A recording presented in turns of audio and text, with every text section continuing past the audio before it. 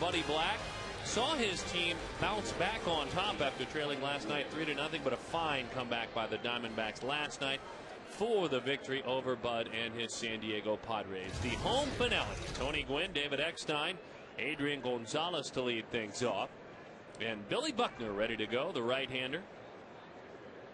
Fastball, and that's exactly what they want out of Billy Buckner. The thinking was with Mel Stottlemyre Jr. that he fell a little bit too much in love with his newest pitch, the cut fastball. When it would miss, it was 1-0, pitching behind a lot last time out. And that's going to get you in trouble at this level. That's not right to the inside corner. That's the sinker, Darren. Sunk right underneath the bat of Tony Gwynn. That's a quality pitch. Yeah, the cutter is a good pitch for you, but you don't want to throw it half the time if you're Billy Buckner. It's still a new pitch for him. And that's exactly what Mel was saying. Loves it, love the pitch, but get that sinker over. That's your best pitch for strike one, and then go from there as the fastball is up and in. 1-2 the count.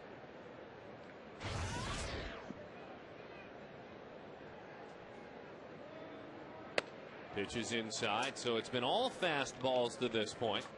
That last outing we were talking about for Buckner against San Francisco, 4 1/3, 6 hits, 4 runs, 3 earned. It could have been better. Too many pitches though. As that one misses away, looked like a changeup dying down and away there. 3-2 the count. Another young pitcher mistake. You get 0-2, you start trying to get him to chase pitches. Now the next thing you know, it's full. Fastball right down the middle. 3-2 the count to Tony Gwynn. But there were starts prior to that were certainly encouraging from Buckner. He went to San Diego, went 6 innings, gave up 1 earned run. Prior to that, here against the Dodgers, 7 inning, 1 run. Bouncing ball on a backhand. Chad Tracy missed a grand slam last night, and a fine defensive play. Let's take a look at the entire lineup for the San Diego Padres. Eckstein, Gonzalez, the slugger behind Gwynn. Chase Headley, Will Venable, Drew Macias, the veteran, the old plow horse Henry Blanco, speedster Everett Cabrera, and Edward Mujica, a converted relief pitcher. And here's the pesky David Eckstein.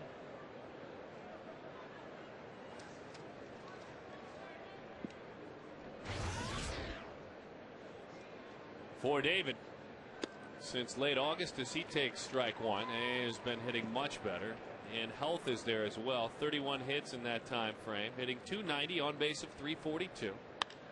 And you love it when he hits it there in the air, though playing shallow, having to retreat is Chris Young. And he puts that one away. You love David Eckstein in the air. I think you need to stay out of the air to center field. I'm not sure. I was going to tell that story. Reynolds, Drew, Ojeda, and Tracy rounded out. Miguel Montero catches Billy Buckner. And of course, Chad Tracy. The grand slam last night. Much debate today about the inner workings of the game, the old school version of the game coming into play with Tracy's home run. We'll let you decide at some point. Call that a teaser in the business, Gracie. Well, I'm already teased. Gas. Right Catfish rearing back and going right down the middle, first pitch. He beat the extremely powerful Adrian Gonzalez. Another fabulous year for the first baseman. The 0-1 outside. The first Padre with 3 30 home run seasons, and the only Padre as well with 35 or more home runs, going back to back in seasons. Bouncing ball, and it's a foul ball. What do you want to pitch him? Well, there's no play. He's like most great powerful hitters. There's no one way to go at him, Darren, because he's done what a lot of young hitters have yet to do. He's made adjustments to big league pitchers. If you pitch him in, he's going to eventually make the adjustment. He's going to turn on the ball and hurt you to right. If you pitch him away, he's got big power to left field. So you just have to mix it up on him. Change your style. Off speed him one time. Then the very next at bat, go hard. There are some guys, you will say, power hitters to all of us as you educate us, that pitching in, I mean burying it in, is what you do with power hitters. He's not that guy, though. And you will talk about some power hitters where constantly in is the only way to get them. That one is fouled off. Like right now, you've thrown nothing but fastballs to Gonzalez in this at bat. Then you've thrown 5 pitches. I think right now might be a good time for maybe the changeup or the breaking ball. Let's see what Catfish decides to throw here. Yeah, it's one of the better nicknames. 2-2. Here comes the changeup. Keep it down. He bounced it in there. 3-2 the count. Second half inning 307, 15 home runs.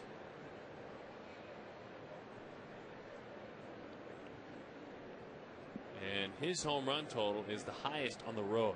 This is where he does most of his damage. Give him a fastball, it's a fly ball.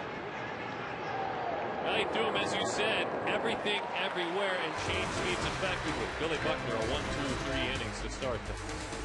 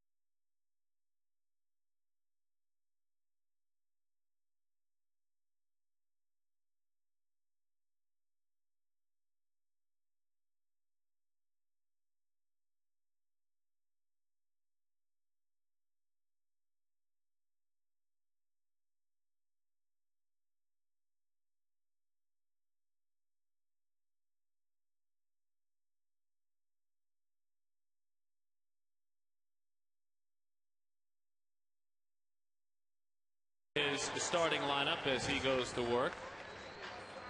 Chris Young at the top, Stephen Drew number 2, Justin Upton down below. Southwest Airlines sponsors it. Miguel Montero, Mark Bennell, Gerardo Parra, Chad Tracy getting another look after the grand slam, and good for him. Augie Ojeda and Billy Buckner, who's hit a little bit, by the way. Mujica, a relief pitcher, a Venezuelan, but now a converted starting pitcher as he goes to work. Right down the middle, strike one. 25 years old now, just 3 starts this year, 66 overall appearances, a 3.77 ERA.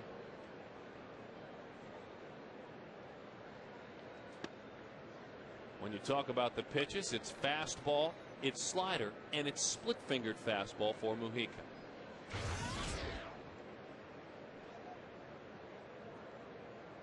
The 1-1. There's the slider diving down and away to Chris Young. Well, that's a big snapping slider there. Mujica with good stuff. As a reliever, had a lot of success for the Padres.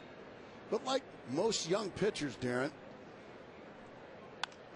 it's the first time he's ever had to pitch in September. And because of that, he's struggled a little bit lately as a starter. You heard Max Scherzer talk about he's going through a semi-dead arm period. So he's shut down the rest of the year. And a lot of youngsters are feeling that right now because they've never had to pitch in September. Minor leagues ends the last day of August. We don't remind people of that enough, and I'm glad you said that as Young steps out, that last week of August, first week of September, that's it. I mean, that's when they wrap it up. You have an entire extra month. It's about a minor league schedule, about 140 games. This is 162 games, folks. A big difference. Young is 3 for 4 in career at bats against Mujica.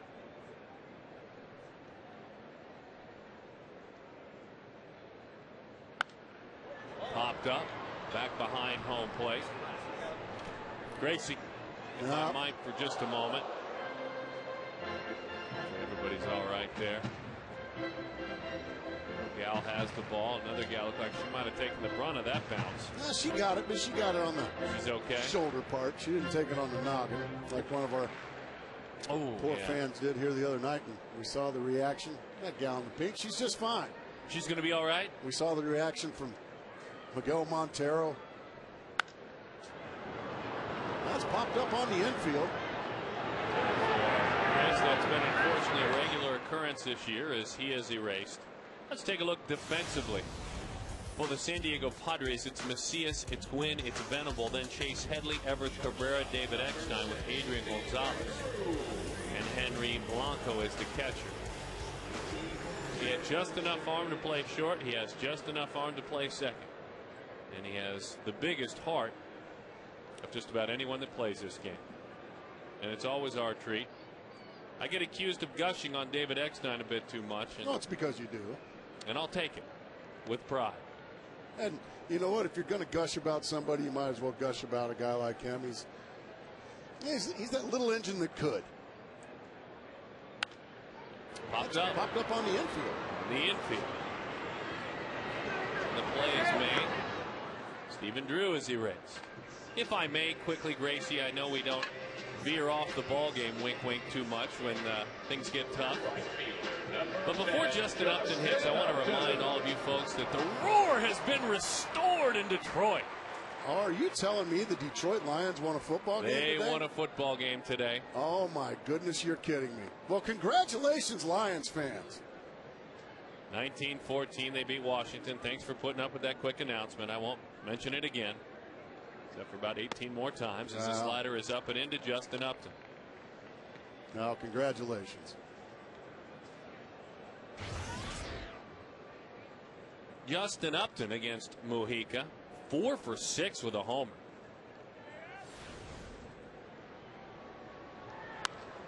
Oh, that's a thing of beauty, isn't it?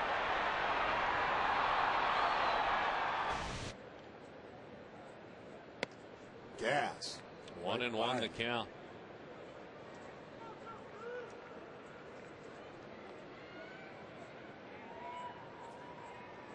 Told the Washington Redskins aren't very happy right now, by the way. I can't say I blame them. The 1-1 outside. 2-1 the count. Virginia, that's Justin's neck of the woods. But when you ask Justin Upton about his favorite sport, obviously it was baseball. His favorite ball player, because he was a shortstop, and we don't remind all of you enough about that, was always Derek Jeter. Loved Derek Jeter. Justin did? Oh, yeah, makes sense. Shortstop, young shortstop. He was drafted as a shortstop. I think we at times tend to lose sight of that as he continues to learn to play the outfield and grow in the outfield. At times overzealous a bit. Ouch. Again, the men in black continue to take a beating. We've seen a lot of that on this homestand. You can see Tim Simmons not too happy. Slam the ball down. Doggone it. That hurts. And they're all our friends. They're all friends of the show. One thing is 100% certain, Darren, is that those men in blue, men in black, whatever you want to call it, we've got their back. This was Wednesday night. That was poor Marty Foster taking his beating. Twice on the left bicep, once right in the kisser. We've got their backs. There's no doubt about it. Booth. It's been a big part of what we do this year, and we're fortunate as Justin takes outside, carefully pitched, no surprise there. Upton draws the walk. Gracie, our good friends from Cold Stone Creamery have stopped by. They have an ice cream delivery for you. Right. Now, I have opted for the birthday cake flavor. What flavor would you like? I usually like the chocolate chip. Chocolate chip, all right. Oh, yeah, we are going to mention all of our fine sponsors today, especially when it fits. You got the birthday cake? Birthday cake. Whoop. Miguel Montero. There's a couple of ways to look at it for Miguel. No matter what, he has emerged. We spoke of Miguel in the open as he hits that one in the air. Kind of on the infield. And ends up in the outfield, and that one is put away. You know what? I'll just push pause, and we'll talk more about Miguel later. See if he went after the first pitch. He's quickly done.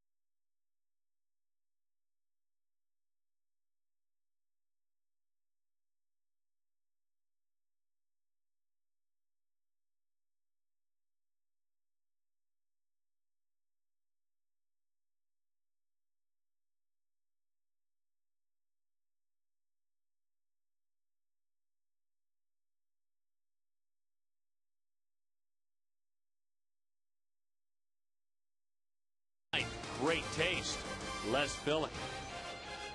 Taking a peek out one last time. We'll even miss the pool. We had a chance to televise earlier this season from our Ride Now Power Sports pool. As a matter of fact, yours truly, and a chance to dive into that pool. Thanks a lot, folks. But it's one of the great sights in all of baseball. I mean, when folks come here to see a baseball game at Chase, that's the first thing they ask about. Ask about the pool. And why not? A brand new ballpark, essentially, when you look at the history of this game, a brand new ball team and something that represents our state. I mean, an escape to the cool of a pool in a backyard is a big part of life out here. And that is year-round, 365 days a year. It is. Swinging through that changeup. Now, I've seen a few more changeups than usual. Maybe he's going to opt to go with those. Billy Buckner against Chase Headley here. Fastball, ouch.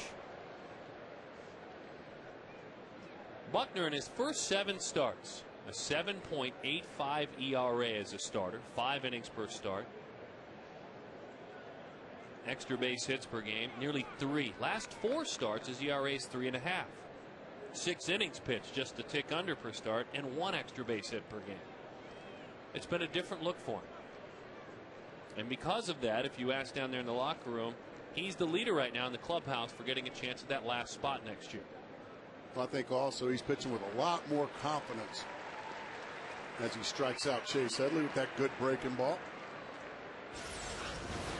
He's always had the stuff to pitch at this level, Darren, but a lot of times pitchers have to convince themselves that they've got the stuff to pitch at this level. He got hit hard in Kansas City, and that's easy to happen when you're pitching for teams that struggle. It's easy to have that happen. Easy ground ball there. Will Venable. And he can get you on the ground. I mean, when he is right, it's sinker, it's changeup. We saw the great curveball that struck out Headley. The stuff is there. We all know in covering big league baseball, and you folks know watching it, you don't have to throw 95. No. Now, it's been said, every announcer said it, but he's the guy that, again, is, like you say, having to believe that fact. If you can locate your fastball at 89 miles an hour, you're more than ahead of the game. If you can locate it down around the knees, if you can locate it on the corners like that, you're going to get a lot of outs and a lot of quick outs. That's the important thing. Look at Catfish. 6 up, 6 down. He's swimming downstream right now.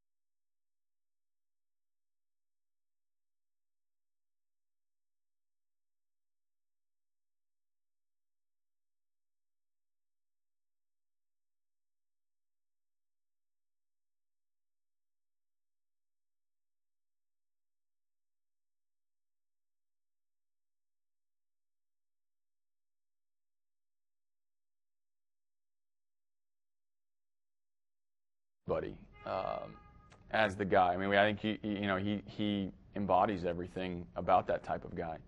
But the club kind of has to decide that. You know, the team, the 25 players, will shift their attention towards the guys that kind of are worthy or have the credibility or the respect of that type of position. I certainly lean on him for the pulse of the clubhouse, for the understanding of how the team's feeling, how the team's morale is.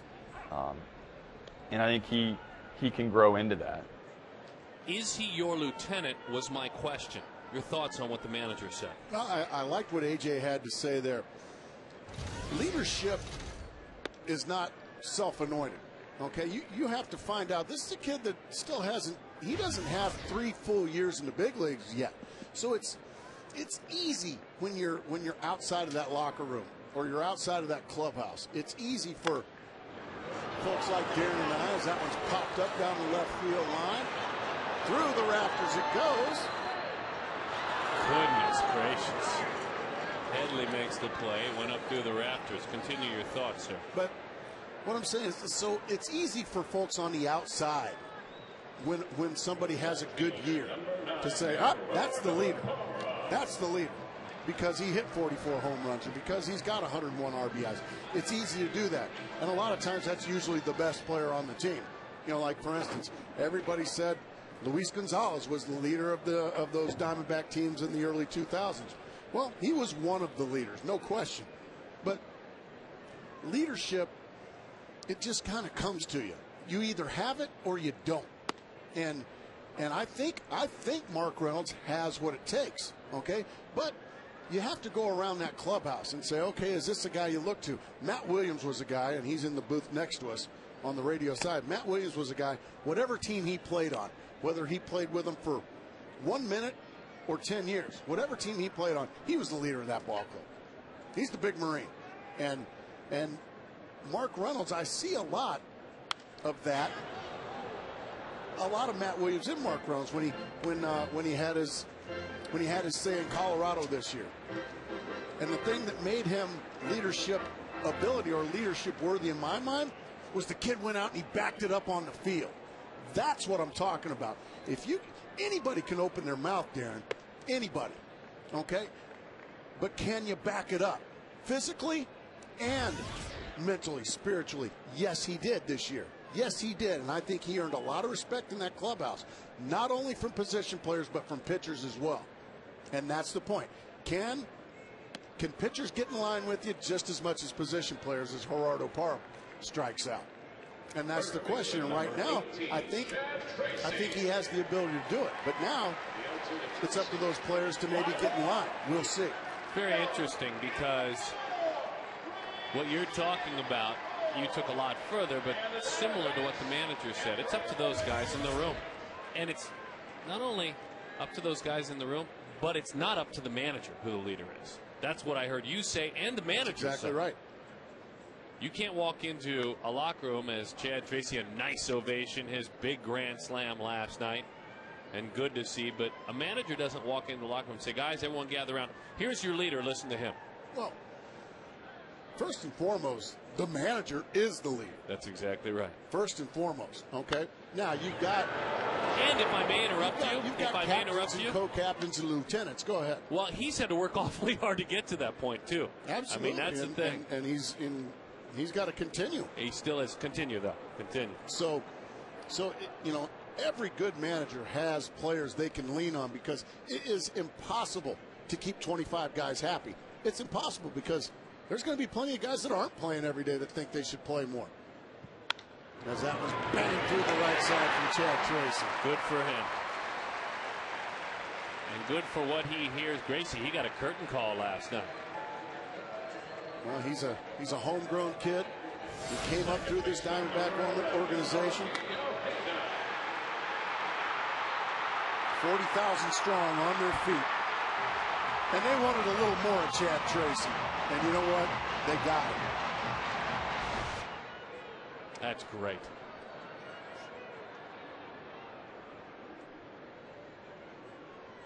Here's Augie Ojeda. That one's in. 1-0 the count.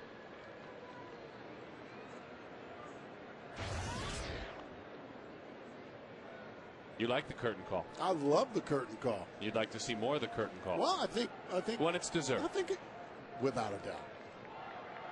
No, curtain calls, when you're behind. No, you don't get curtain. There's the curtain call, and good for the 40,000 strong that were here. Getting back out there. It's been a tough year, my friend. A tough year yeah. for him. It's been a tough year for Chad. It's been a tough year for the fans. It's been a tough year for everybody involved. Even the flag ladies had a tough year. Well, 1-1 the count. Can he get him by David Eckstein? Eckstein off balance.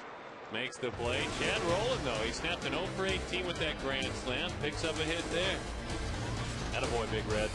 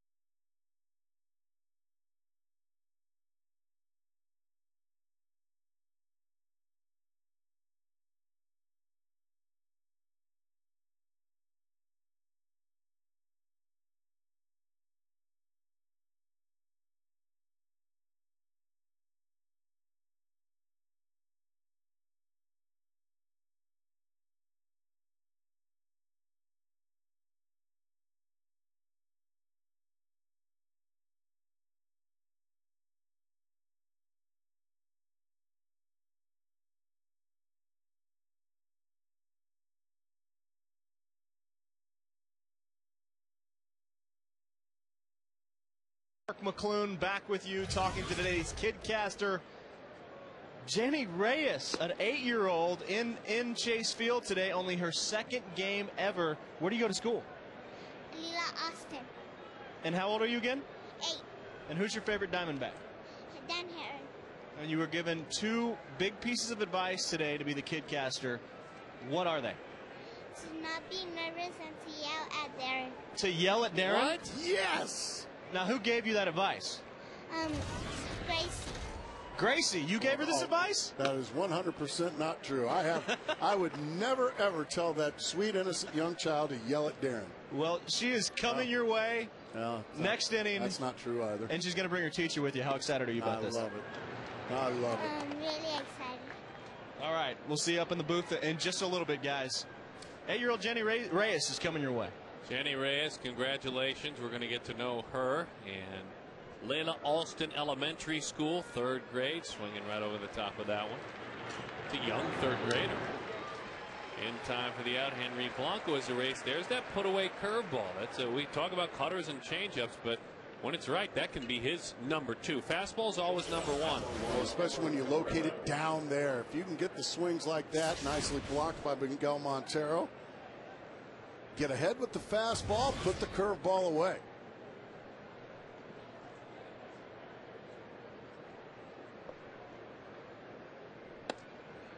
Cabrera, strike 1. 0-1 the count. Got to keep him off. He can flat out run. One of the game's fastest. A great Rule 5 pick. Colorado made him available. That's a strike over the inside. 0-2. 5 years in their organization. Had to put him on the 40-man. They didn't. Available in the Rule 5. And when you pick him in the Rule 5, he was an A-ball last year near the Padres. Good curveball. You have to keep him in the major leagues all year long to keep him. That's how the Rule 5 works. Well, he's been worth keeping. He had a pretty severe injury that cost him some time. But that curveball is up. But this is one of the Rule 5s that worked. There have been some interesting ones. One of the early great Rule 5s, Roberto Clemente, a Rule 5 pick. Johan Santana, a Rule 5 pick. Bouncing ball. That pitcher doing it so far. Got him with a curveball, correct? He there? did. He threw it early in the count, threw it for a strike, got the ground ball. He's got good command of it right now. Well, look at that thing dive. You can't help but hit the bottom or the top of the baseball and tap it easily to the second baseman. Out of Duluth, Georgia, pitched at the University of South Carolina for Buckner. And there's been success. There's no doubt about it. He earned the right to be here. And pitching this year in AAA, 9-3 with the 3.32. Fewer hits than innings of work. And with that stuff, no surprise, especially below the major leagues, about a strikeout per inning of work as well. Bouncing ball, he's there in pitching position defensively to make the play. We'll show you that because Gracie's been talking about it when we come back. But for now, here it is, Gracie. You're about to get, well, you're going to hear it from these kids. Here's the very best of Kidcaster, brought to you by Sanderson Ford.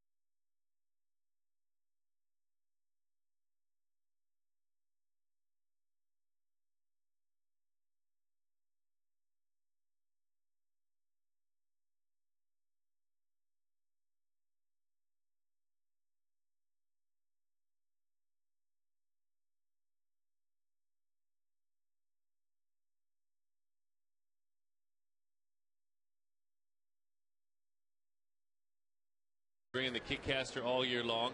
I tell you, that young man, before we introduce our guest, that was the lone highlight in that game, unfortunately. We don't go back to that Angels game very much, but a great thing. The laugh you heard was from our president and CEO, Derek Hall, who joins us up here in the booth. And Derek, we are treating today as a day on the air of thank you, and I think of gratefulness because of, as we said in our open, very honestly, this is reality TV, and we are real in the fact that it's been tough for families to put their dollars together.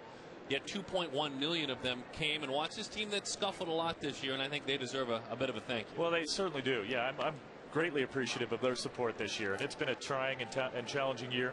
And you look at the crowd we had last night. It was energetic. I mean, this crowd was wonderful. We had almost 40,000 here today. We've got a great crowd as well. They're still supporting this team, and I am appreciative, and I thank them.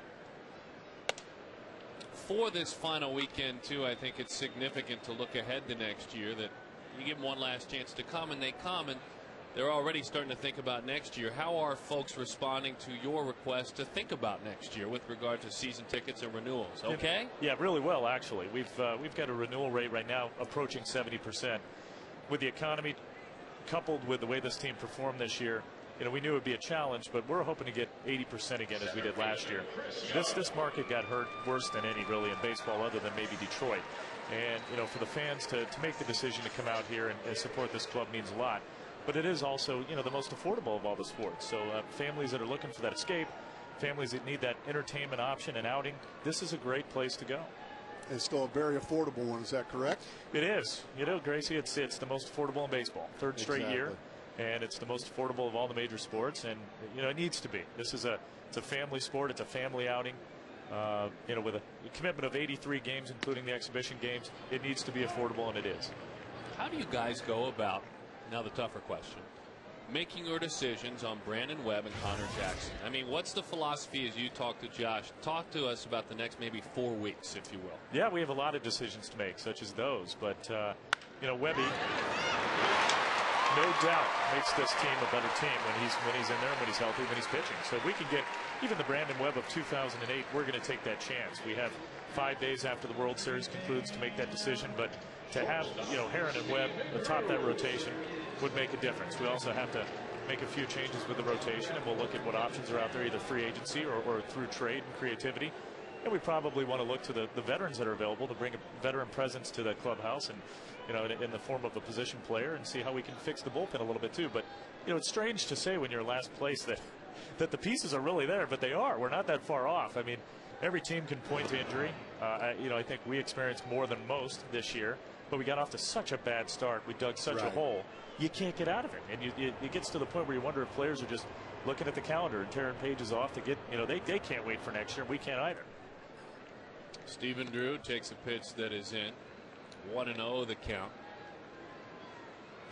Looking ahead to next year, and anything that you have in the works promotions wise, something new. I mean, you guys have this ballpark looking gorgeous. Gracie and I were talking about before the game as I go off the tracks for a little bit. Not you. Once you get people into this ballpark, once you get them here, they realize what a great place it is and the experience. And I know you guys are always updating, improving, and what looking ahead to next year? Well, we never stop. We're always looking at ways of improving the ballpark and the overall experience. I think we provide the best experience in baseball. For me, it's everything. It is the affordability. It's the cleanliness. It's the safety. It's what you see in between innings. It's this video board. It's from the moment you park your car, how you're treated, to the moment you exit the stadium. We want it to be top notch. And I know our fans appreciate that, and they feel it. We've done so much good off the field. Now we just have to get back to success on the field as well. And it's going to be a home run. I mean, all the way around, no pun intended. But, this ballpark is unique. It's obviously a different place with the roof open. We've tried to have it open as much as we can this year.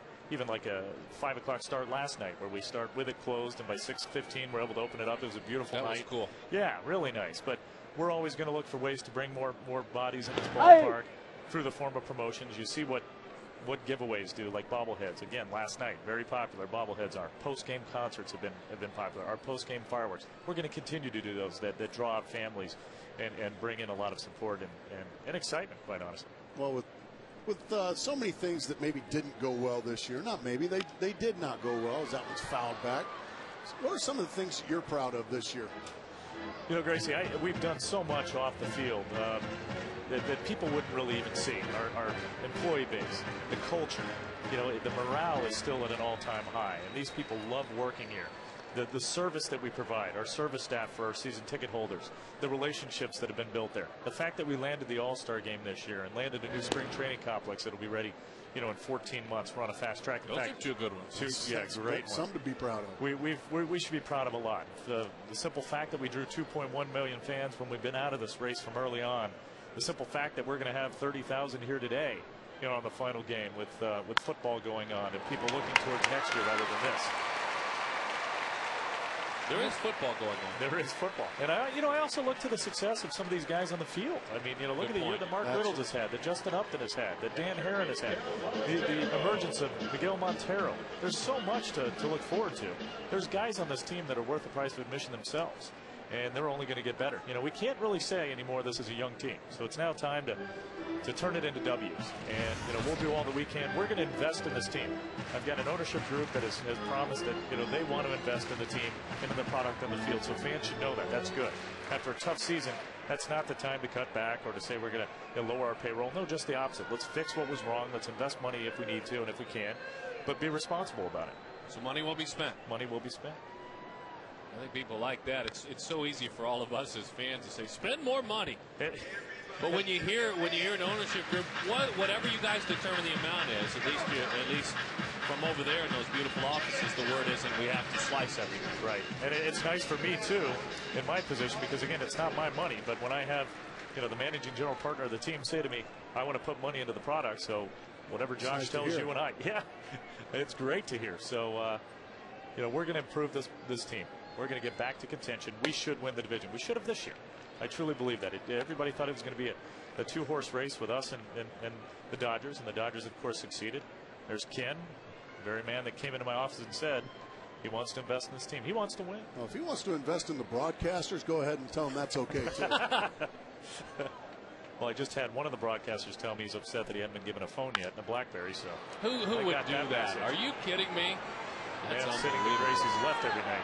That is unbelievable. I can't believe Kurt Zacher over there would do that. My partner's not afraid, not too proud to beg. You know that. I know that. Thanks, Gracie. Great job this year, guys. Thank you. No, we appreciate all your support. President and CEO Derek Hall looking ahead to next year.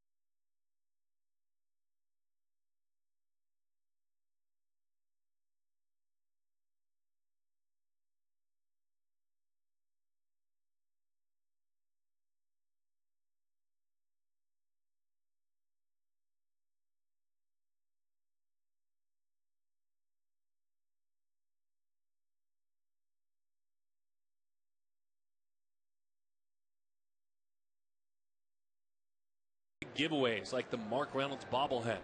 Or do you like the redhead section, the crazies, the wackos, the wigs, the flags, the signs? And the cool t-shirt, except for it has Gracie and I on it, which ruins it. Oh, that makes it extremely bigly. Many would debate. I drove by a neighbor recently the other day, and he said, hey, I attended the redhead section, and he was outside washing his car, and I realized the rags he was using was, well, your nice face. Yeah. Oh. We look much better with dirt and soot on our faces. 1-1 the count to Tony Gwynn. Cars can get dirty in Arizona too, can't they? Yes, they can. Oh, anything we can do to help. Tony grounded out back in the first inning. There's that good-looking curveball. It misses low. 2-1. That's where you want it, though, right there.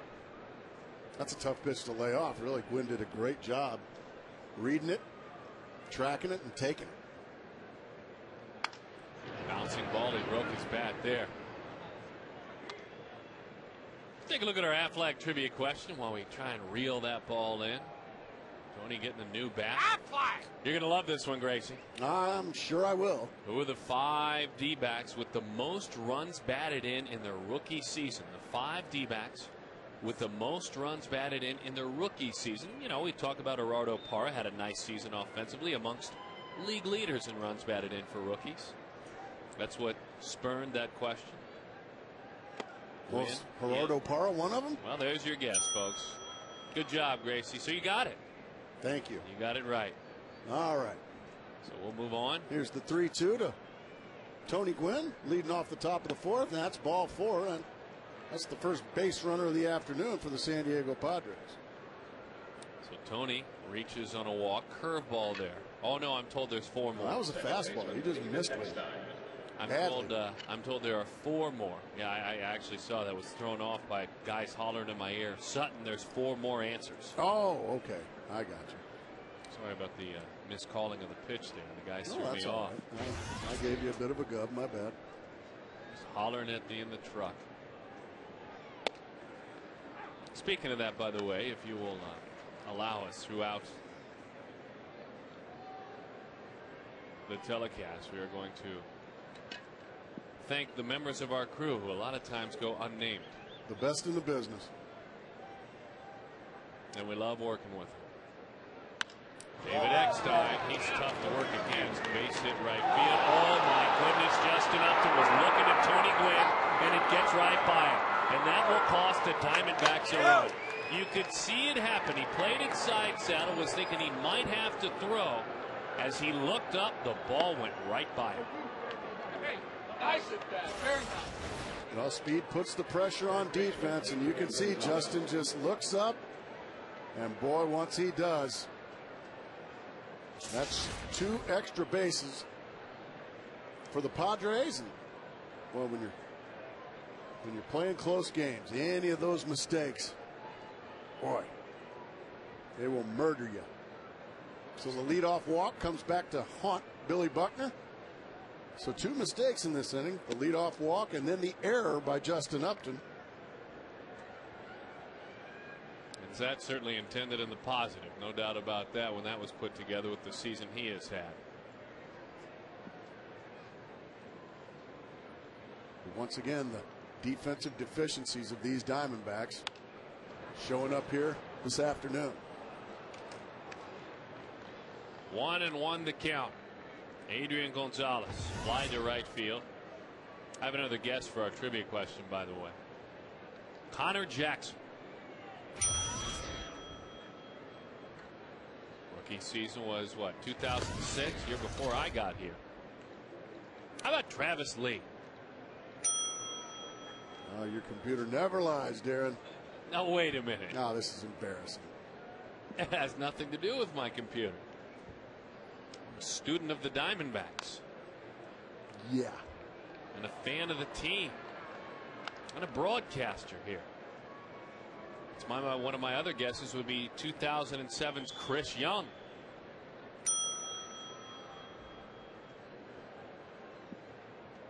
Right there off the top of my head, the big shift defensively. 3 defenders between first and second as Gonzalez is fouling that one off. 2-2 the count. David Eckstein knows he can go as far as he wants without at least being tagged out by the catcher. Because of the shift, Eckstein is all by himself, and he is taking some huge liberties. Well, why wouldn't you? Just come on down, come on down. Inside. And the reason you do that, the thinking is for the casual fan, well, a base hit scores him anyway. Yeah, but a pass ball or a wild pitch that only goes a couple of feet away, that changes everything if you're 3 or 4 extra steps. Doesn't matter. That one is belted deep right center field. A couple of outfielders going back. That one's out of here. That is home run number 40 for Adrian Gonzalez. RBIs number 97 and 98. Just like that, San Diego gets a little bit of help, and then they bust through that door. That's all it takes is just start the trickle, start the leak. And it all started with a leadoff walk to the top of the order, and then Eckstein, a base hit. Now a 3-2 count, and you go right down the middle. And Adrian Gonzalez has pounded many a fastball right down the middle. 3-0 Padres.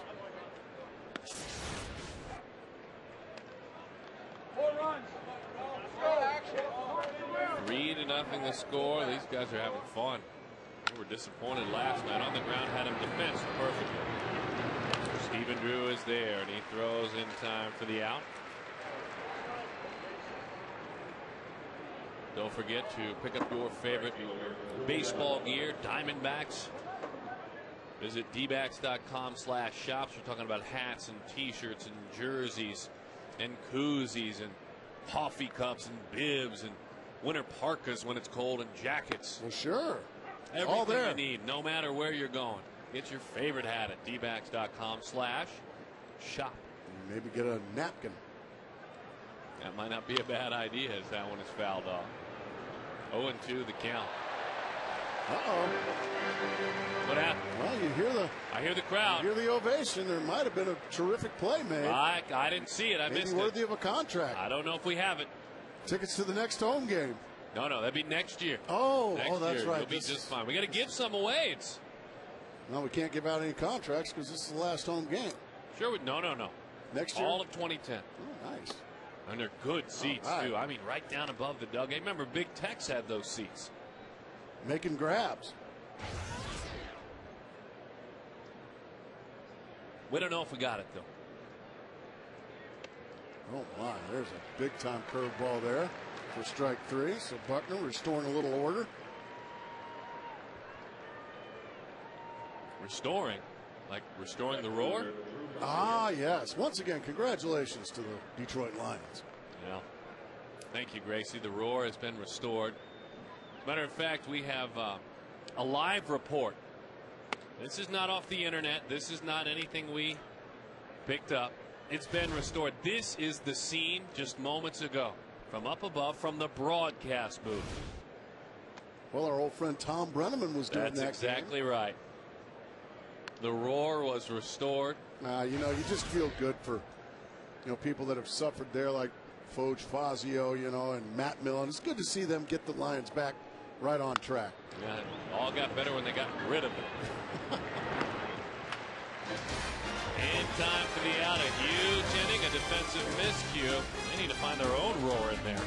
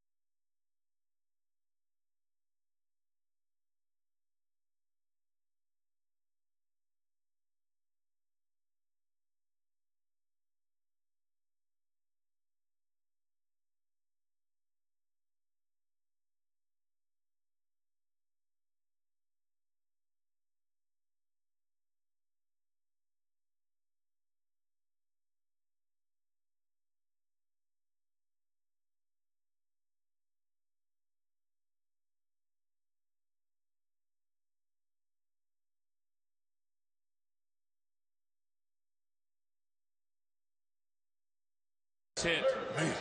DBacks.com/hit-and-win. Visit or winGilaRiver.com. It is Olivia Guzman. She is our contestant. She is with Mark McClune. Big Mac, where you at? We're here with Olivia Guzman. What's going through your mind right now, knowing you're worth $800,000? Oh man, that's a lot of beer. Yeah!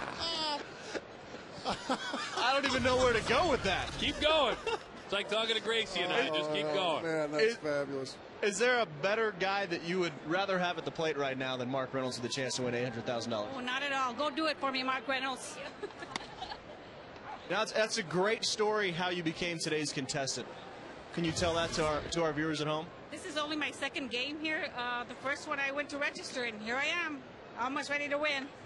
And that was last weekend, and to think a week later you could be worth $800,000.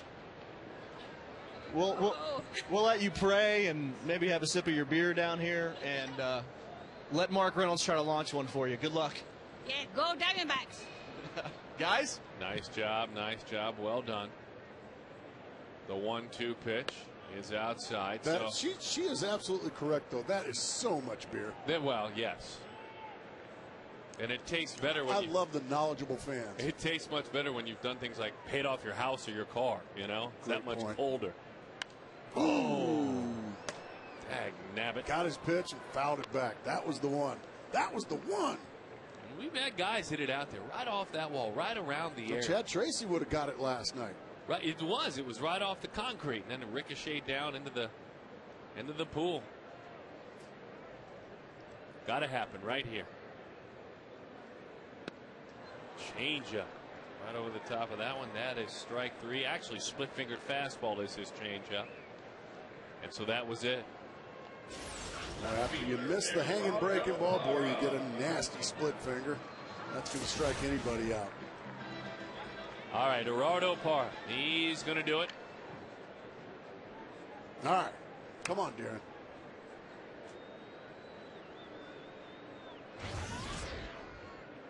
Parra was a strikeout victim in the second inning. He got some fastballs elevated, just thrown right by him. Ooh, that was almost it, Darren.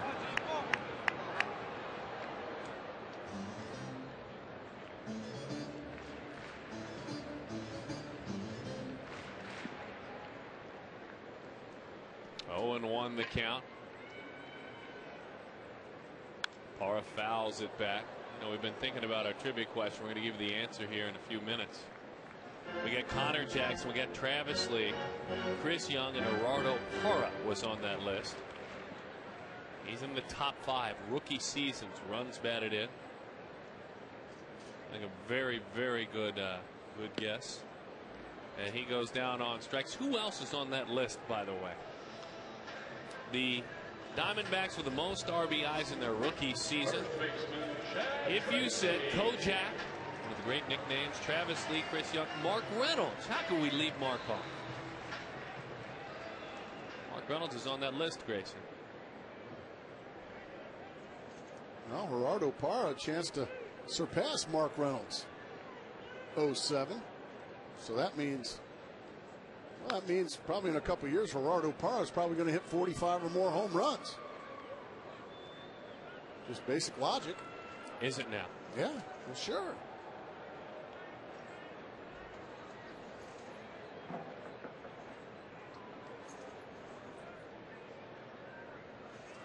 That one is away.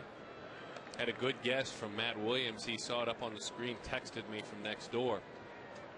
It was a good guess, but he didn't get it right. He guessed Micah Owings. Ted Tracy on a roll. Big grand slam, single. Now a couple of bases. He picks up his third base coach. Says, stay right there. But good for Chad. We'll say it until the season is over. When he does good things with all he has endured, good for him. That's the same split finger that Mojica got a couple of strikeouts. Chad Tracy stays right with it. Got a funky hop down there. And he stays at second base.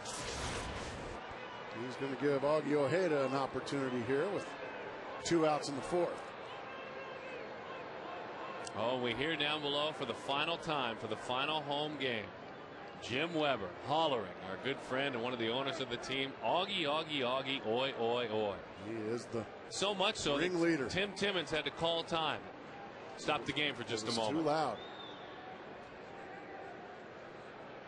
Oh, he loves him.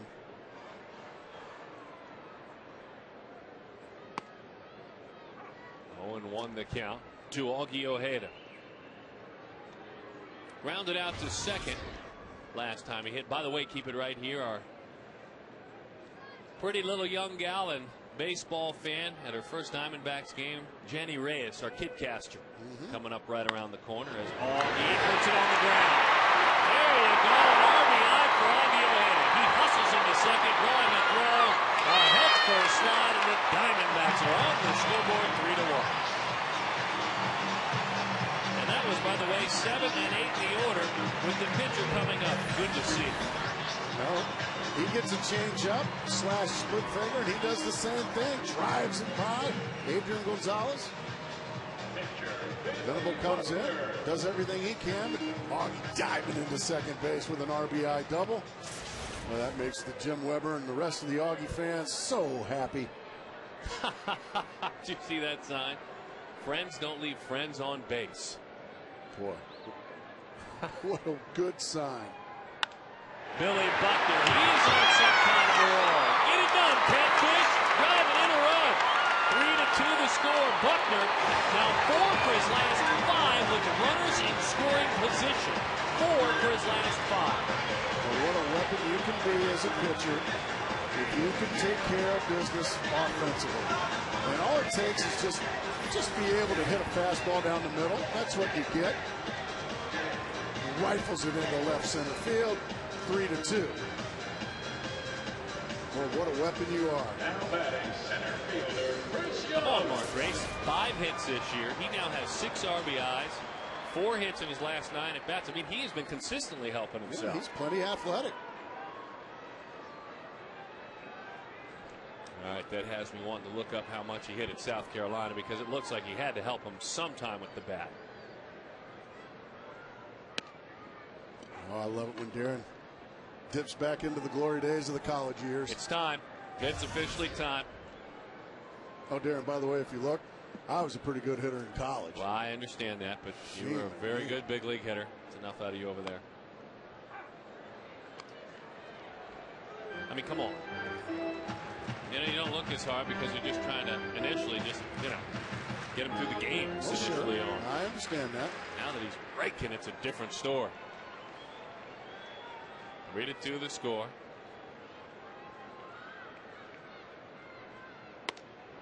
Struck out the side, but he gave up 2 runs. Tracy Ojeda, Catfish. Oh, our coming through on him with 2 outs. Kidcaster joining us next with good news.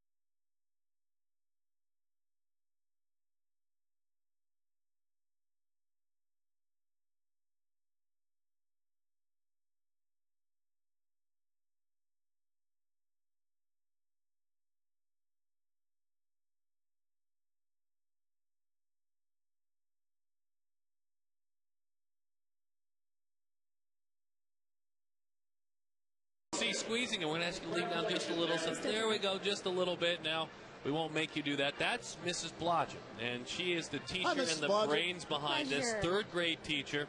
And, of course, this is Janny. Janny, congratulations. Thank you. How are you? Good. Now, I am told you've been to thousands and thousands of baseball games, correct? No. What do you mean? How many have you been to? 2. 2? This is just your 2nd one? Well, who's your favorite player? Dan Heron. Dan Heron. I'm told that he's not only your favorite player, but your favorite player. Yes, definitely so. Now, how did we get to this point where she's sitting up here doing such a great job? I'm going to ask you to explain.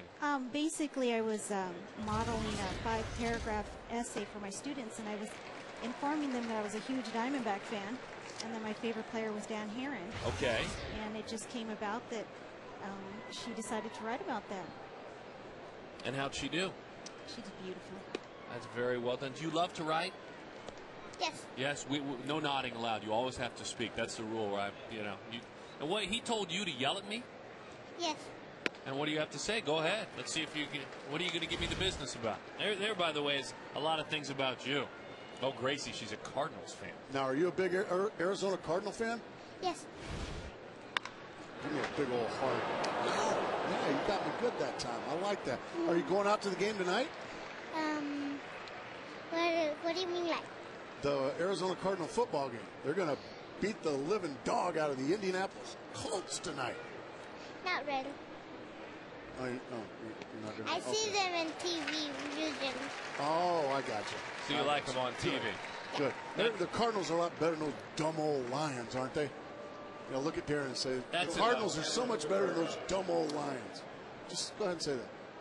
You really going to make her say that? Well, sure. Try it. See how it works. Cardinals are better than the Lions. See, no. The Cardinals are so much better than those dumb old Lions. The Cardinals are so much better than those dumb old Lions. Yes. Janny, you know what? Since you said it, I agree with you. Since you said it, I agree with you. I will remind you, though, that the Lions won today. So that's very good news. Very exciting. Now, what else do you like to do? Now, when you play sports and you're outside, whether you're playing ball or riding on your bike, what do you like to do? Tricking my brother. You like to play with your brother? Yeah. What sport? It's basketball. Basketball. Wow. That's wonderful. Can you dribble pretty well? No. No, just shoot. Yeah. Okay. Now tell me your brother's name. Daniel Reyes. Daniel. Is he very sweet to you every second of the day? Really? Yes. Oh, great. Do you believe that, He Grace? never picks on you or never, like, takes the remote control from you for the video games or anything? Sometimes he does. Sometimes, huh?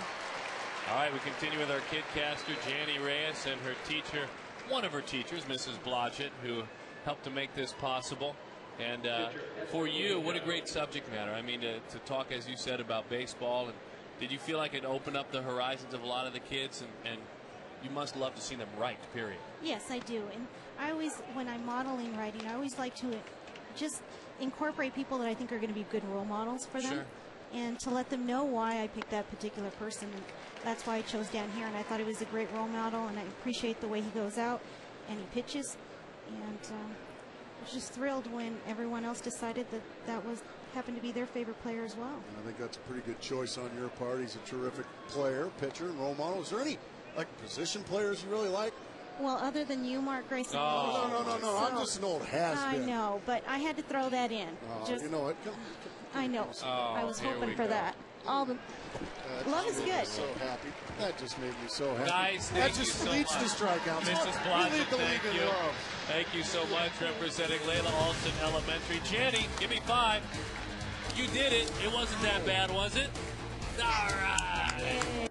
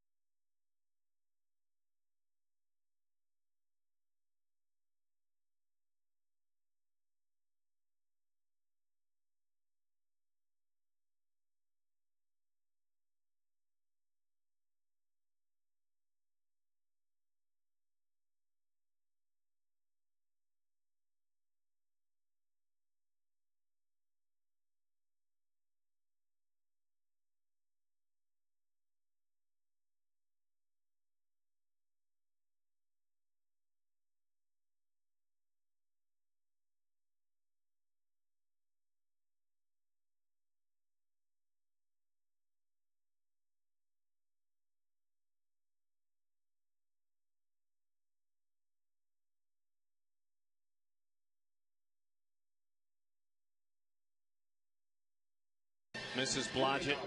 They would encourage you, as they educate, to install solar panels on the roof of your home if you're able. Our rooftop solar can. I was pronouncing a soft A a couple times. Janie, it's Janie Reyes, and Janie did a great job. Her mom is Estrella, stepdad is Jose, brothers Daniel, Greg Jr., and Johnny. What'd you think? She was quite a cutie, wasn't she? She was gorgeous. Bouncing ball, it's a ground ball. And in time for the out. Quest High Speed Internet brings you Quest High Speed Pitch. And we want to talk about Mujica, right at average with regard to his fastball. Billy Buckner's gotten up and gotten a few more miles an hour. Well, one thing that we were lost with beautiful Janie in here was after the Diamondbacks had a nice 2-out, 2-run rally, Billy Buckner goes out and has a dominating top of the 5th inning and gets the boys right back in the dugout. Now Stephen Drew swung at the first pitch and made an out. Let's see if Justin can make Mujica work a little bit. Well, Justin has walked, he has singled, has a nice history against Mujica. We talked about that earlier. As that one is outside, 2-0 the count. Our audio technician is Fred Dominagoni, Deborah Ashby, Dee Dee Hill, Ryan O'Gorman, and Big D, Dennis Lamb, help with all of our audio. Thank you guys. You make us somehow sound at least okay. Tolerable. And we would sound terrible without you, but there's microphones all over this ballpark. We just had an extra microphone brought in for that interview. You never ask why, you just ask how can we get it done, and we appreciate it. As that one is outside. Well, you can see Mujica. He wants nothing to do with He's got a lot of respect for Justin Upton. Upton now walked twice and a base hit, and that's going to bring up Miguel Montero, who skied a couple of fly balls to left field. Toby Finch, Don Shea Brown, Kevin Kellogg, Ollie Costine, Ralph Kelso, Mark Major, Judd Mazer, Paul Moncrief, James Rincon, Karina Riggin, Will Tinsley, and Mickey Wheeler, all of our camera operators. We'd see nothing without them. And again, they have to put up with listening to us. They also hear us in break, which, boy, the stories they could tell, and we appreciate them not telling them. You got that right. We see you down there, Mickey, as that one is outside. Everyone, nice job, guys. Thank you. Thanks for following the baseball, following the storylines. The off shot where we're talking about a player that's buried somewhere in the dugout. You find him. There's Mickey. What a great crew we have. Thanks, all of you guys. Thank you. And, of course, Karina, I don't know if she's working today. Haven't seen if she's out. We apologize that she's married to Mitch, our director, one of our directors. Marty Tarr, also our other director. He's calling all the shots today. Mitch and Marty, great job. Mitch, of course, way over his skis with Karina. As we all are. Oh, there's absolutely no doubt about that. I can speak to that. Mitch and I are going to go have some very expensive sushi in San Francisco. Oh, boy. And you're invited, Darren, along with the rest of the crew. I know how you love spending all that money on sushi. I'll tell you what, Mitch can order it, and he can order the expensive stuff too, can't he? Yeah. The 1-1 is outside. Let me have that blowfish or whatever. Well, it's really rare. You can only get it at this place. Well, how much is it? Well, it's $75 a portion. Bring 3 portions. Oh, don't worry, Darren. We'll split it all. 2-1 to count. That one is fouled back. Mitch is the only guy that you can go have dinner for 6, order no wine, and the bill is 4 figures. And you ask him, how'd you get the money to pay for that meal? And he'll look you in the eye and say, I earned it. And he does. He earns it, and he's one of. He and Marty both. And we love him. We love both of them. And he's got expensive sushi taste. That one's fouled straight back. But I'm going, Darren. I'm going to show my support for Mitch Riggin. I know You're kind of on the fence on whether to go or not. Jack in the Box. It's right around the corner Right from around the hotel. corner. Cost control. Yes. Well, looking forward to that. 2-2 the count. Team will fly out tomorrow. We get another night at home, which is good for all of us. Good fastball in from Mujica. Jason Lewis is producing today. Andy Bach lifted the load with him all year long. Our producers, Jason Lewis and Andy Bach. Thank you guys so much for another great year. You know, the creative content, things like teaching, statistics behind the scenes, coming up with storylines when it seems tough to do sometimes with this team, they do it every day. That's a pitch that stays in, a slider, but a perfect spot. It looked good to Montero, but the dive just enough. And the big swing. Look at the huge swing there from Miguel Montero. Overswung and missed it. When you overswing, a lot of times you take your eyes off the ball. You pull your head. That's what happened there.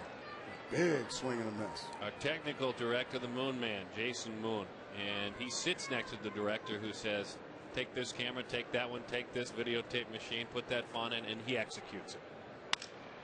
Speaking of executing, did he just execute a base hit there? The dive and a fabulous grab. Holding on to end the inning. So Reynolds is erased. Drew Macias. Highlight reel play there. There's some execution.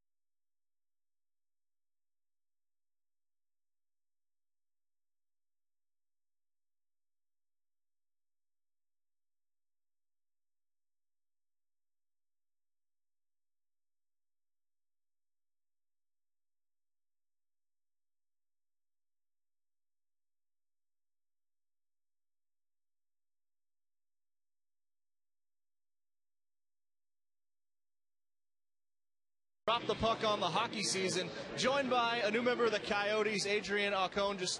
A defenseman just came over from Calgary. First of all, got half the hockey team from your house at the game. Who do you have with you? I got Cameron, Alyssa, and Kyle. Christina, our oldest, is at home with mom, and Caden, our little 6-week-old, he's not quite ready to tackle any pro sports yet. That's a busy house, and enjoying some family time before the season starts. How excited are the Phoenix Coyotes to take the ice and start the season? Oh, it's huge right now. I think there's a little added incentive just because all the turmoil that went on over the summer. You know, now we have a head coach in place who's, you know, he brings a record. Well, I don't think he's ever had a losing record, and you know he's a real good guy. Just to know that things are starting to fall, you know, into place is, I think, huge for the players, and we get such a great young squad with a lot of energy, so we're gonna have a lot of fun. Opening night is October 3rd. The opening game at Glendale Arena at Jobby.com is October 10th. We are trying to make that a whiteout. As a hockey fan and a player, what would it mean to have a whiteout opening night out of Glendale? It would be awesome. I think, you know, they lowered the prices just to make it more affordable and hopefully fill the building. And, you know, we were talking earlier how I played the last couple years in Calgary, but even when I came into the league, Calgary didn't do so well. And you know, it was really hard for them to fill that building. And I see it similar to here where, you know, we've had a few struggling years, but once we get a better team and the organization takes a turn and we get that all settled out and we start winning, I think it's going to be a great place to play. We look forward to it. We got to get you out here taking some BP, and maybe you can get Mark Reynolds out on the skates to see how his bat speed is, or his slap shot. Well, I think he'll do fine the way I've seen him swing. All right, guys. Opening night, October 3rd. Opening night in Glendale, October 10th. Let's get that wide out. Yeah, very good stuff. Thank you very much. By the way, an incredible play right there. Unbelievable play again. Incredible. That man never takes a play off. That's he perfectly said. He comes to win every day. And the ovation went on and on. That was a little bit more there than just a nice ovation. The appreciation, not only for the effort on that play, but the effort all season long from Mark Reynolds. Defense perfectly.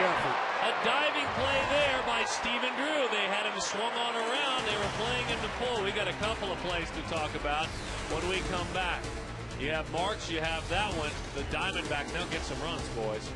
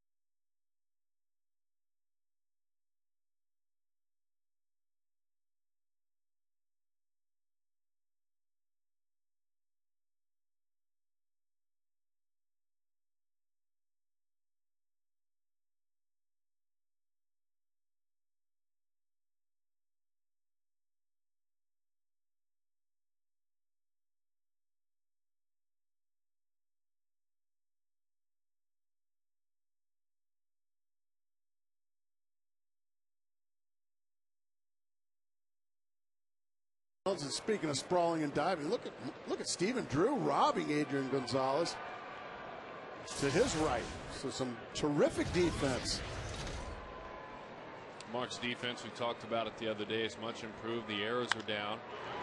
Gerardo Parra, fly ball left field.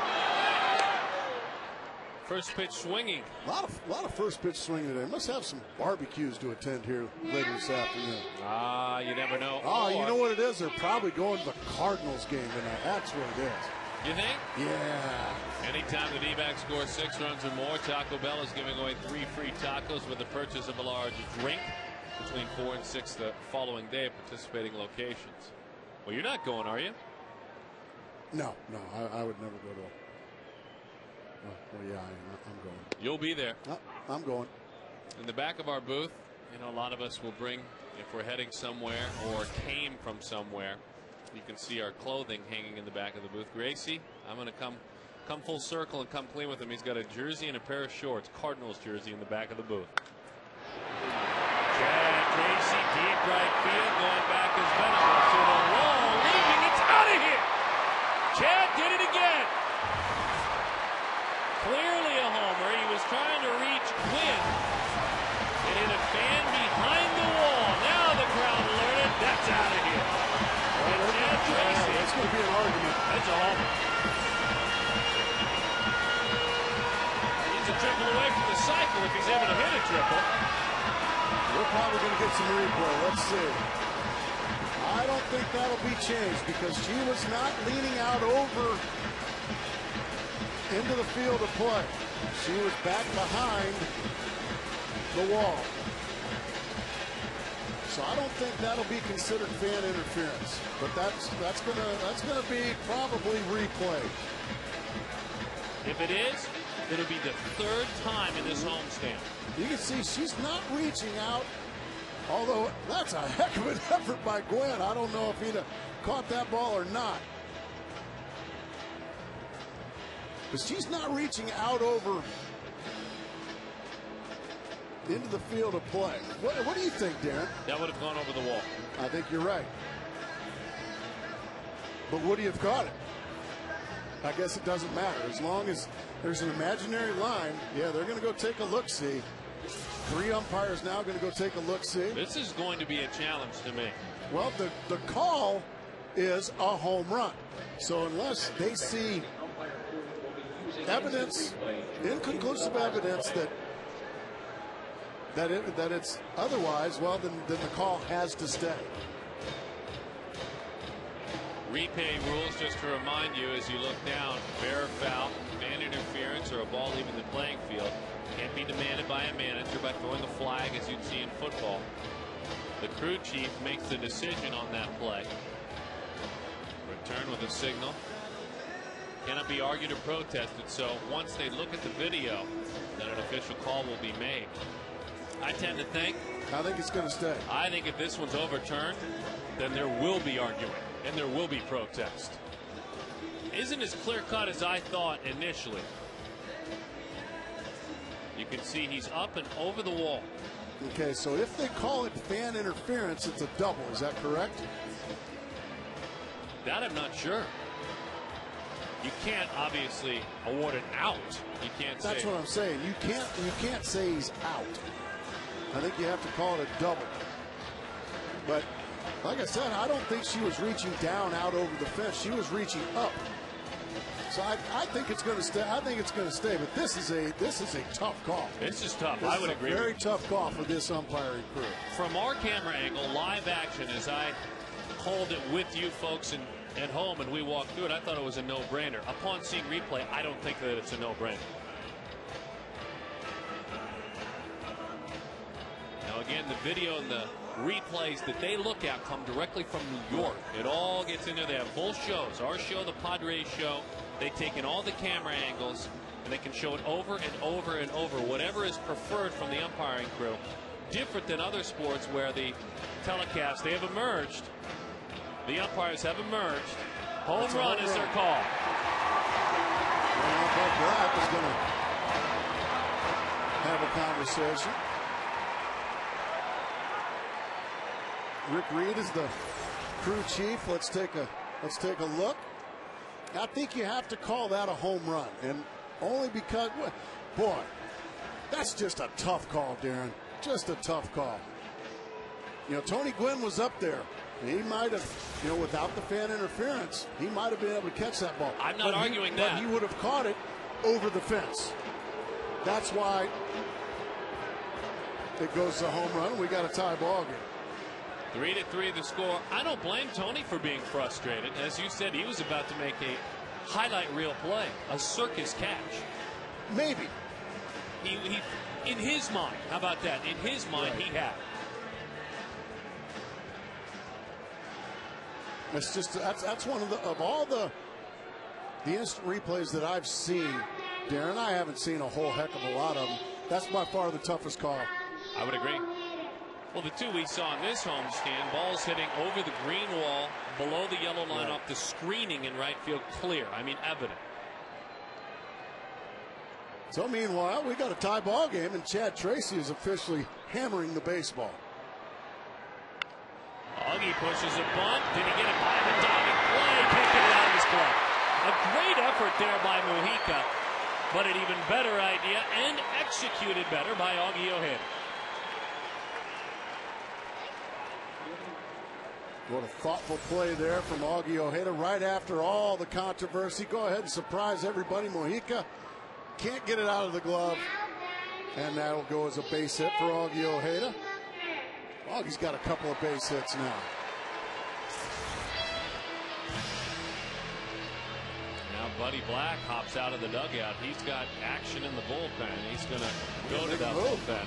Well, when you talk about Mojica, here's what you've talked about. 4 innings, 4 2/3, and 2 2/3. He got him into the 6th inning. A converted relief pitcher. He got all that he wanted and then some out of Mojica. A very close and somewhat controversial call and a home run by Chad Tracy. We are tied at 3. The 25-year-old out of Venezuela is done on the final home game. It's certainly not boring.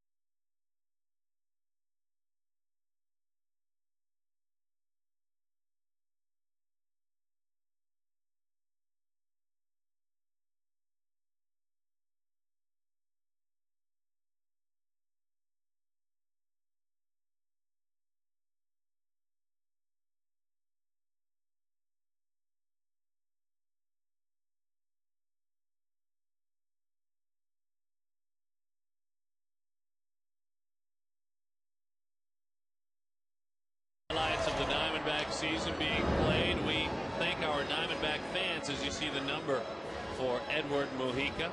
6 strikeouts, 5 1/3. Yesterday, John Elwell was our final 30-30 winner. He renewed his season tickets. He is heading to the 2010 All-Star Game in Anaheim. Well, that's a prize. For a complete list of prizes and winners, visit dbacks.com/STH. Good stuff.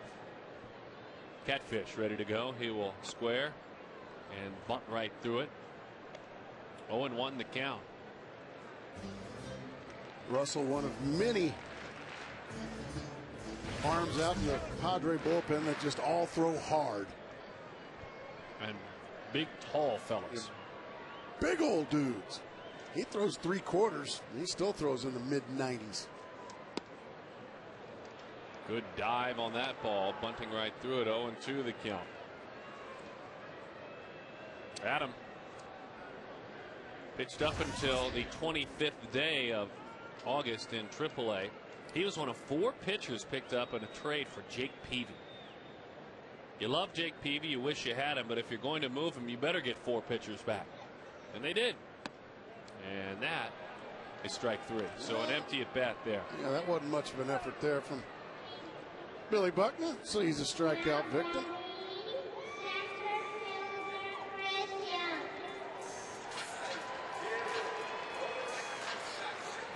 Janie, our kidcaster, continuing to call out the names of the Diamondbacks. Gracie, I got more people to thank, by the way. Do you? Okay, well, thank away. I might ask you to see who you can recall that's worked with us here in a bit, if you don't mind. Okay. I'd love to. All right. Thought I'd make sure. 1-0 the count to Chris Young.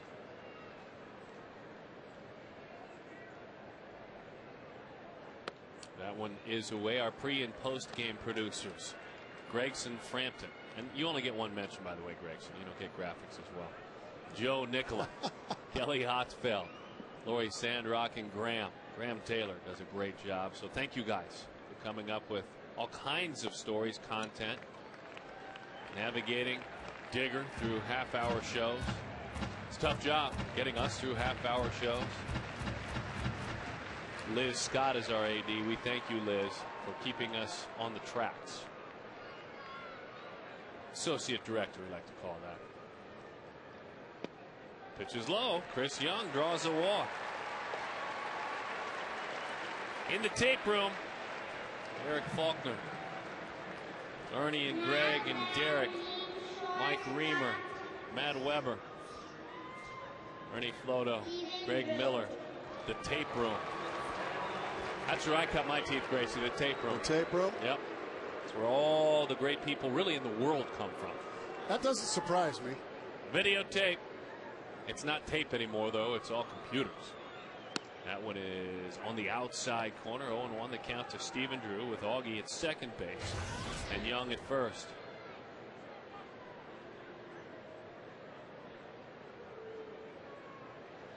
Bounces in there. Oh, what a block there by Henry Blanco. Our stage manager today is Tony Lamb. Tony has been great for us. And she's so much prettier than Scott Snyder. Well, good to have it. I wasn't going to mention his name. You went ahead and mentioned it. It's just been a year in which his name doesn't deserve to be mentioned. The 1-1. Stephen Drew toward the gap. It's down. 1 run is in. Chris Young, come on down, says Chip Hale. He's got to play at the plate. The relay, the slide, in there.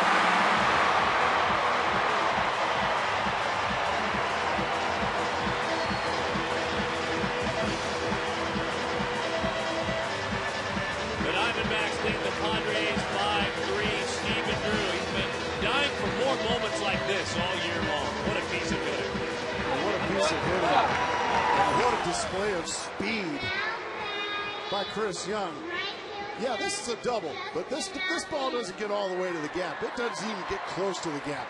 Chris Young thinking score all the way, and he just gets that left foot in ahead of the tag. Oh, I love the aggressive base coaching there by Chip Hale at third base with the windmill all the way. Good stuff. Chip heard about it a little bit last night from these fans. He held Dan Herron up at third.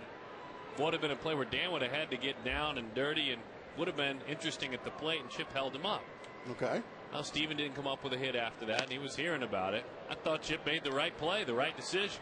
You don't want to be getting pitchers wrapped up in home plate, not especially Dan Herron. And he was thinking about it still today. Well, it's good to see him get an opportunity to do what he does best and come through. I love an aggressive third base coach, no question. But you also have to look at the big picture. This is trouble. Now he came in and made the play, but not before the D-backs throw up. Well, on Sunday you call it a field goal. They get 3 runs here in the bottom of the 6th thanks to a controversial home run. And it's Stephen Drew driving in the next 2.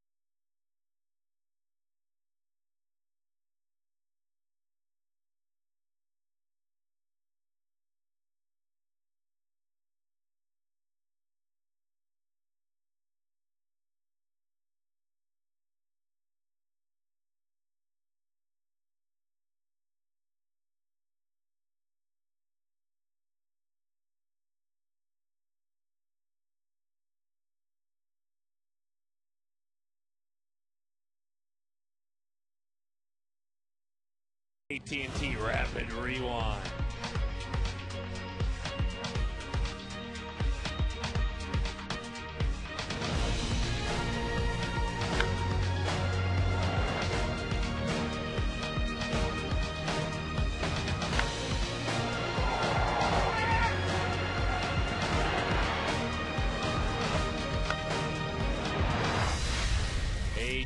AT&T, the nation's fastest 3G network. AT&T, your world delivered. 5-3, the Diamondbacks lead it. Chase Headley to lead things off here in the top of the 7th inning. What do you know about Billy Buckner? He has given up all of 2 hits and 3 runs. And again, looking to make a few final statements heading into next season. Nice change up there, right at the kneecaps for strike 2. Well, that's a true straight change. It comes in with the same look as that fastball. Just has a different gear. Very economical with the pitch count as well. And you back it up with 89 miles an hour, just up and in. Let's see what he goes back with now. He wants the express again. That was the breaking ball. 3-2 the count. Now, if he completes one more inning and goes 7 innings, gives up 3 runs. 3-2. Outside, he lost it. Well, you hate that. Boy, your team goes out and gets you 3 runs, and you go out and you walk the leadoff man. That will drive a pitching coach and a manager insane. Kevin Mulvey had a start in which he was in a similar manner, gave up 2 hits and 3 runs, but he walked 4 in that ball game. That was in a loss to the Giants on Wednesday. Buckner, I would imagine, right down the middle, a little bit ahead in that race to number 5 or number 1 at AAA, however you want to look at it, depending on who's signed and who's added. I'll remember in the San Diego 4th, they got 3 runs, and it all started with a leadoff walk. Popped up a mile high. Will Venable. Ryan Roberts puts that, or I should say Augie Ojeda puts that one to bed. Roberts watching this one. I want to remind everyone the best time now to become a 2010 D-backs season ticket holder. Not only are you guaranteed seats for next year, including the D-backs Yankees series, guaranteed purchase rights for the 2011 All-Star game at Chase Field. 602-462-4600 or visit dbacks.com/ASG All-Star game. Drew Macias takes high and away. 1-0 the count. We have some more people to mention. I didn't know if you knew that, folks. We got a lot more people to mention.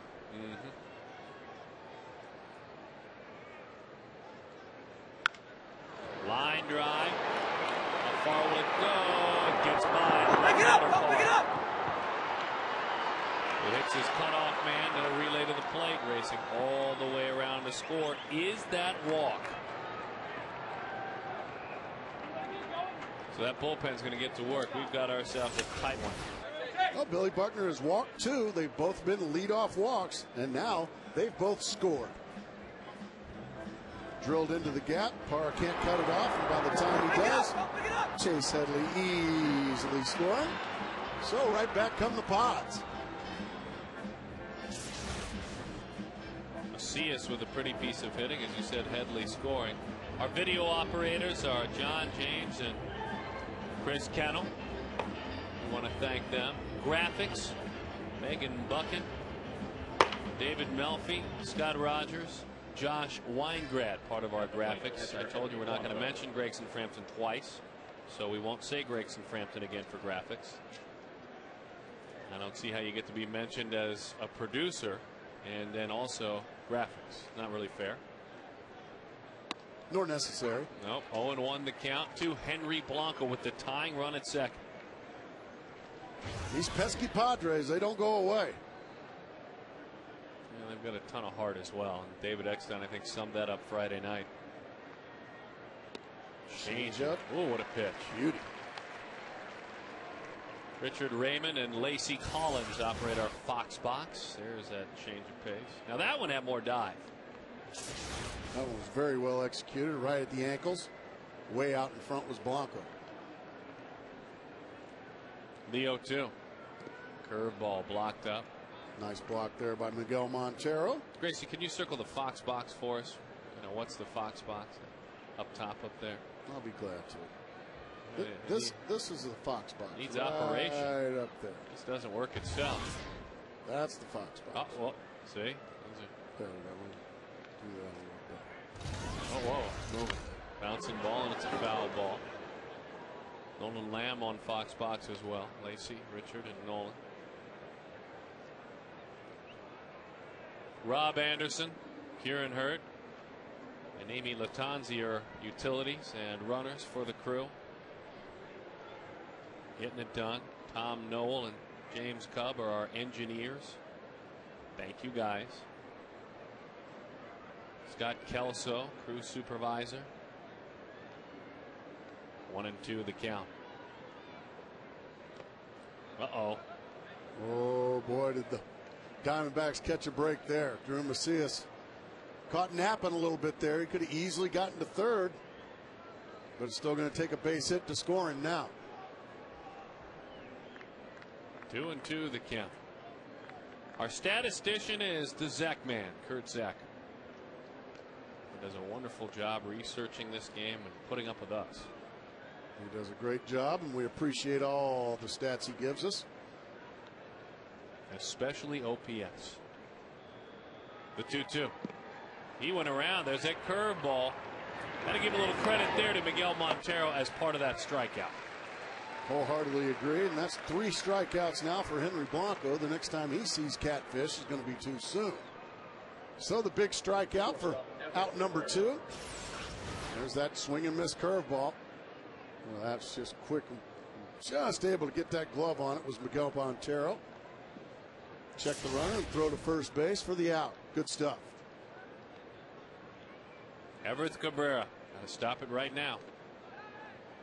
Boy, he's having to really put his nose on that curveball. Who else should we thank?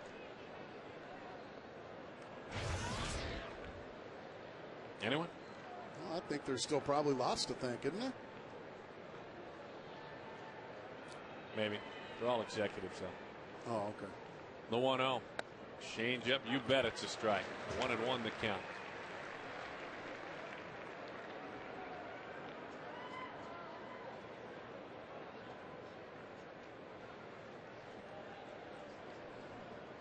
How about our fellow hosts and reporters? Fouled off. Todd Walsh and Mark McClune. Todd Walsh. And Jody Jackson as well. Brad Stanky. Digger. Ken Digger Phelps out there.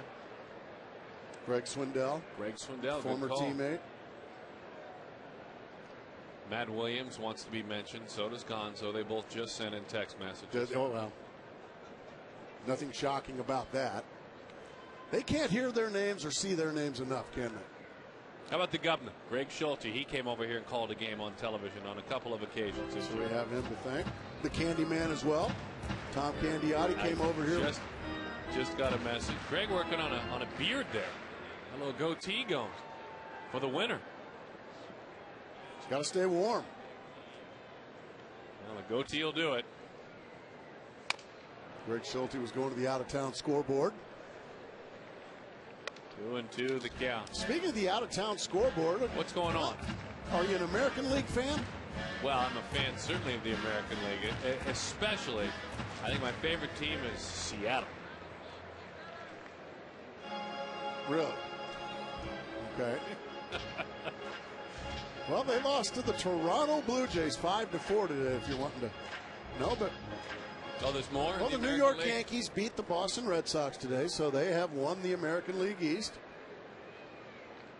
And also, no movement at all. Oh, in the Central. In the Central. Kansas City behind Zach Greinke loses. That's strike 3. And also, Detroit loses to the Chicago White Sox, so no movement there. We'll get to the National League when we come back. Meanwhile, Catfish holding the lead. Crazy going out of town like the governor.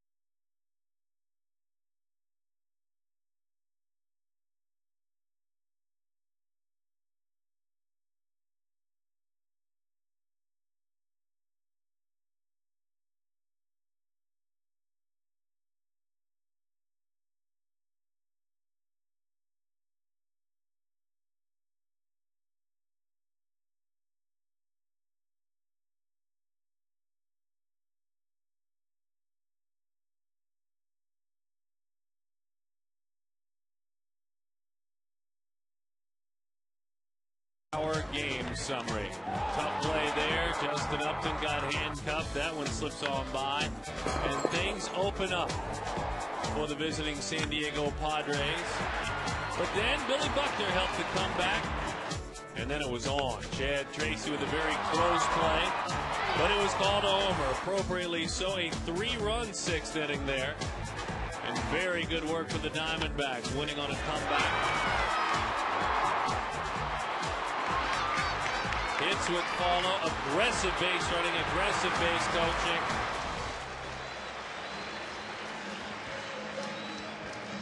For Arizona, we're thanking all our fans down below here for the booth, folks. Our out-of-town scoreboard. I know Gracie loves this. Brought to you by our good friends with FreeCreditReport.com. Know your score. Gracie, this backs up what you were talking about with regard to some great races around Major League Baseball. Tigers and the Twins. Zach Greinke going to win the Cy Young Award. Although CeCe was pretty darn good yesterday. The Braves beating the Nationals. The Rockies winning. Now that's interesting. That could switch up should there be a little bit of a rally from the Cardinals there. I'll tell you what, you can talk the Yankees and Sabathia all you want. If Zach Greinke does not win the American League Cy Young, then the whole award system can just kiss my grits. I'm with you. Rocket shot. Everyone's okay. Hopefully there. Looks like they are. Zach Greinke this season. Well, he's been pretty good. There's no doubt about that. 16 of his 32 starts, 7 innings or more, 2 earned runs or less. 16 of his 32, as you see the numbers on solid lefty Joe Thatcher. 22 of his 32 starts are 6 innings or more, 2 earned runs or less. 10 of his 31 starts, he's given up no earned runs. I think Zach Greinke should get it in a close, heated contest with base hit by Miguel Montero off lefty on lefty. King Felix should be in there as well. Felix Hernandez of the Seattle Mariners, your favorite team. Mark Reynolds homer off of both of them? Yes, yes he did. Bang. Diamondbacks, by the way, lit up Zach Greinke. It is to be noted, in a year with a lot of lows, that was a high. They lit up Zach Greinke in Kansas City. They did. Mark Reynolds finished him off with a 2-run home run. Speaking of Mark, here he is. Popped it up a mile high. Well, he got another one of his pitches, just missed it.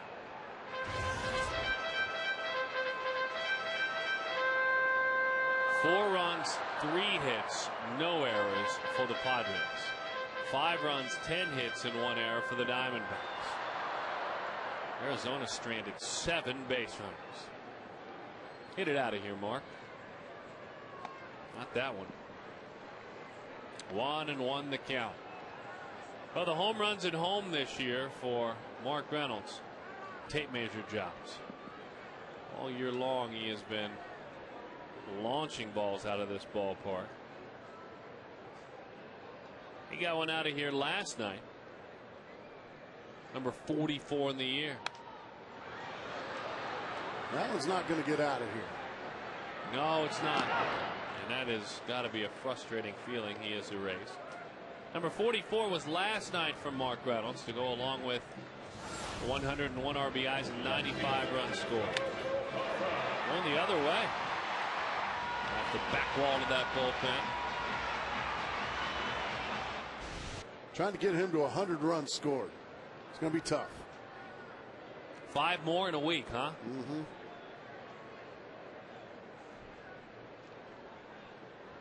Well, no ball game tomorrow. Gerardo Parra shot. Get that extra base. Look at Miguel Montero. He's trying to grab it. He just did. Aggressive base running by the catcher. That is the catcher, folks. He's supposed to be the slow guy on the team. Another lefty on lefty. Parra rips that one right back up the box. Montero thinking third all the way. And the slide just ahead of the tag of Chase Headley. And that's going to set up Chad Tracy for an opportunity here. That's supposed to be the slowest guy on the team. I love the aggressive base running. Excellent. The catcher going first to third on that. That's an example to all the Diamondbacks. It can be done, and it can be done consistently.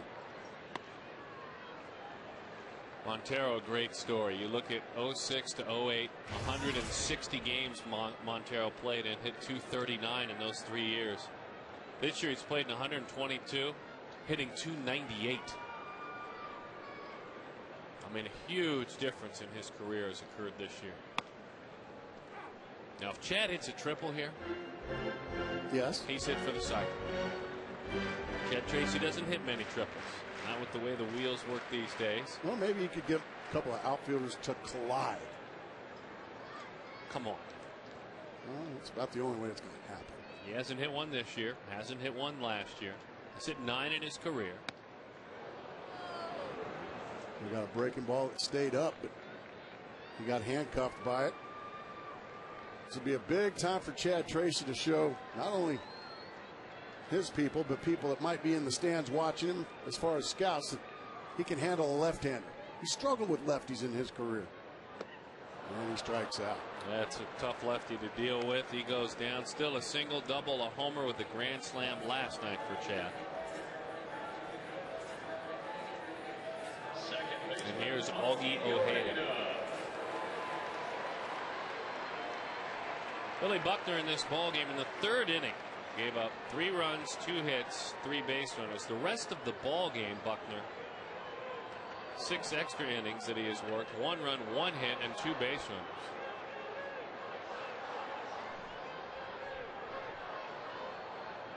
The chant down below again. Fair ball! Rolls into the corner. Busted all around. Chip Hale says, I need more runs. Come on down. The relay to the plate is not in time to the backstop. All the way to third goes Ojeda. And the Diamondbacks add on more aggressive base running. Both Venezuelans, Montero and Parra, streak on around. 7-4 Arizona. That's team offense right there. Pick up your teammate. Chad Tracy couldn't get it done. Augie Ojeda sure can. Bullet just inside the third base foul line. And then once again, Chip Hale going to start with the windmill. And another close play at the plate. And another safe Diamondback. Arizona 4 for 6. With runners in scoring position and 2 outs. Buddy Black making a call to the bullpen. By the way, Gracie. Yes. We got tacos on the final home game. You know what? Can we maybe get them on the way to the airplane? Absolutely. Nice. Taking off at 4. We got tacos. Oh, that's good news. 7-4 the score. More after this.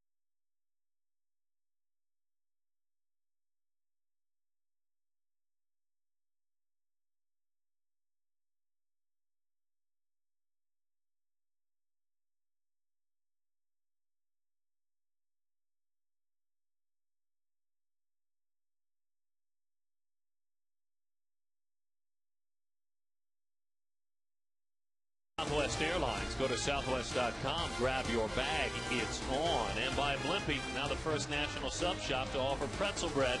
It's the turkey bacon cheddar on grilled pretzel bread, or put together any Blimpie sub with a craveable new bread option.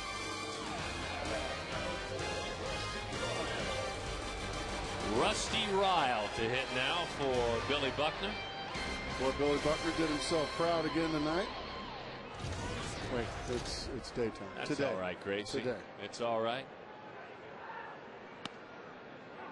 7 innings, 3 hits, 4 runs earned, 2 walks, 7 strikeouts. That's a quality outing by his main right. standards. You ask me. Only 3 hits in 7 innings. Ryle swings and misses a breaking ball in the dirt. You know, the more the numbers tweak and you watch the game itself, we kind of set up the new quality start here in this booth where you have to go 7. I just want that stat thrown to the garbage, just out. I like it. I'm with you. That didn't take long. Rusty. 3 pitches, strike out, but not before the D-backs come back again. Augie Ojeda providing the spark for Billy Buckner. 7-4 D-backs.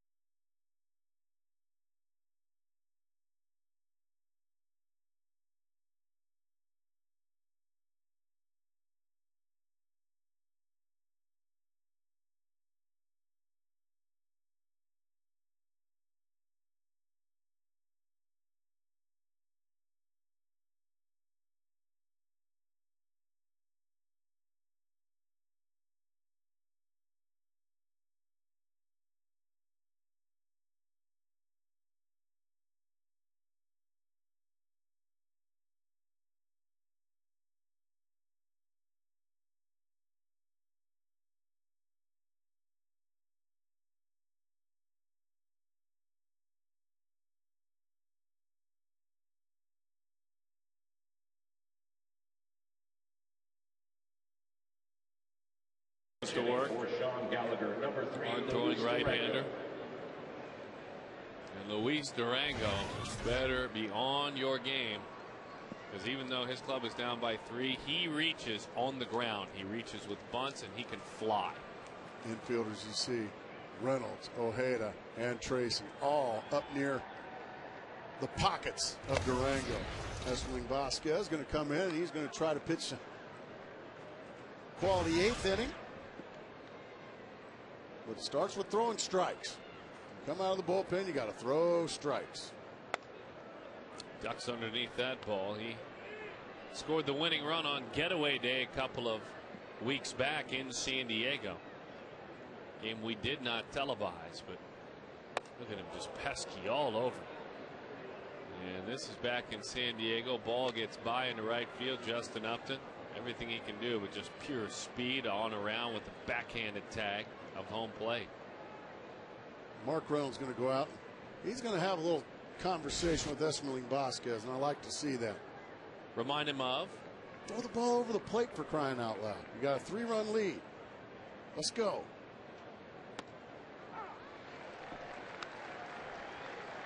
Three and one the count. I like a little verbal kick in the fanny out there once in a while. Some players need it. 2 the count. Durango doing the right thing, taking a couple of pitches, trying to draw the walk. Now he's in swing mode.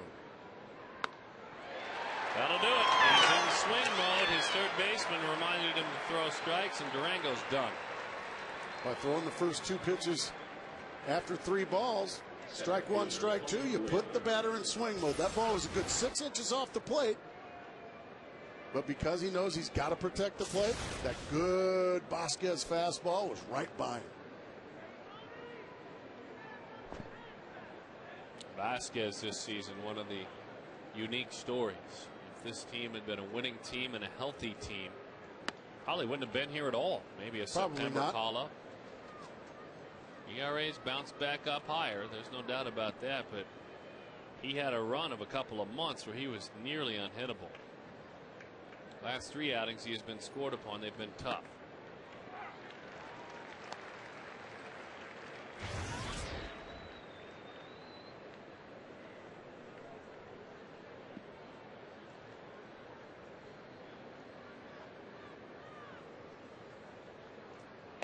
In 2-1 the count.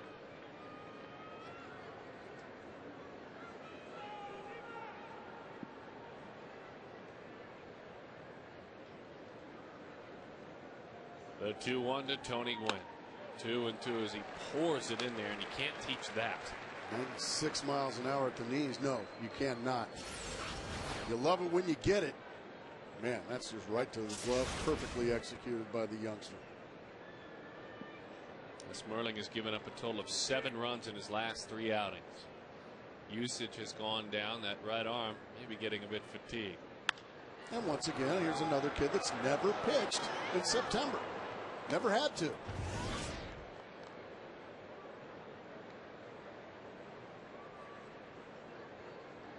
He went from June 5th until September 14th, and his ERA was right at 2 during that time.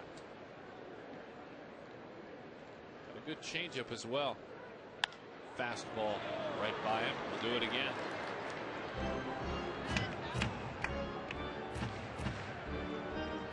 San Diego State. Tony Gwynn played. He was a Brewer. Came up through the ranks. Teammates like Ricky Weeks and Prince Fielder along the way. He really had a spot for him in Milwaukee. A lot of good outfielders in Milwaukee. There's that changeup. Boy, what a defensive swing that was, huh? Fastball, fastball, fastball. Finally threw him a changeup, and he had him eat it out of his hands. Had him cheating for the fastball. There it is. Out in front, and an easy tapper to the second base. So now David Eckstein. David singled and scored in the 4th inning, flied out to center and grounded out. Like I said, I think that little 5-second verbal kick in the fanny that Mark Reynolds came after he fell behind Durango 3-0. You know what? You've got a 3-run lead. Throw the ball over the plate and make him swing the bat. Well, guess what? He's gotten 2 easy outs since he heeded that advice. Changeup is away. And there are certain personalities, and if you're Mark and you go to do that, that really thrive off of that kind of push from a teammate or a coach. And that's not being a whiny guy. That's being a leader. You know what? You see something you don't like, let's go. Let's go. Throw it over the plate. Good for Mark Reynolds. Well, and this inning is the 8th. This inning has been, as Eckstein finds the hole, this inning has been the black hole, the Bermuda Triangle, the nightmare, whatever you want to call it. And so Mark stood out there many an 8th inning while things unraveled. And it gets old. It gets old. David picked on a fastball up and just found the hole there. So 2 hits for Eckstein. A.J. Hintz going to make a move. So Adrian Gonzalez probably going to get somebody from the left side.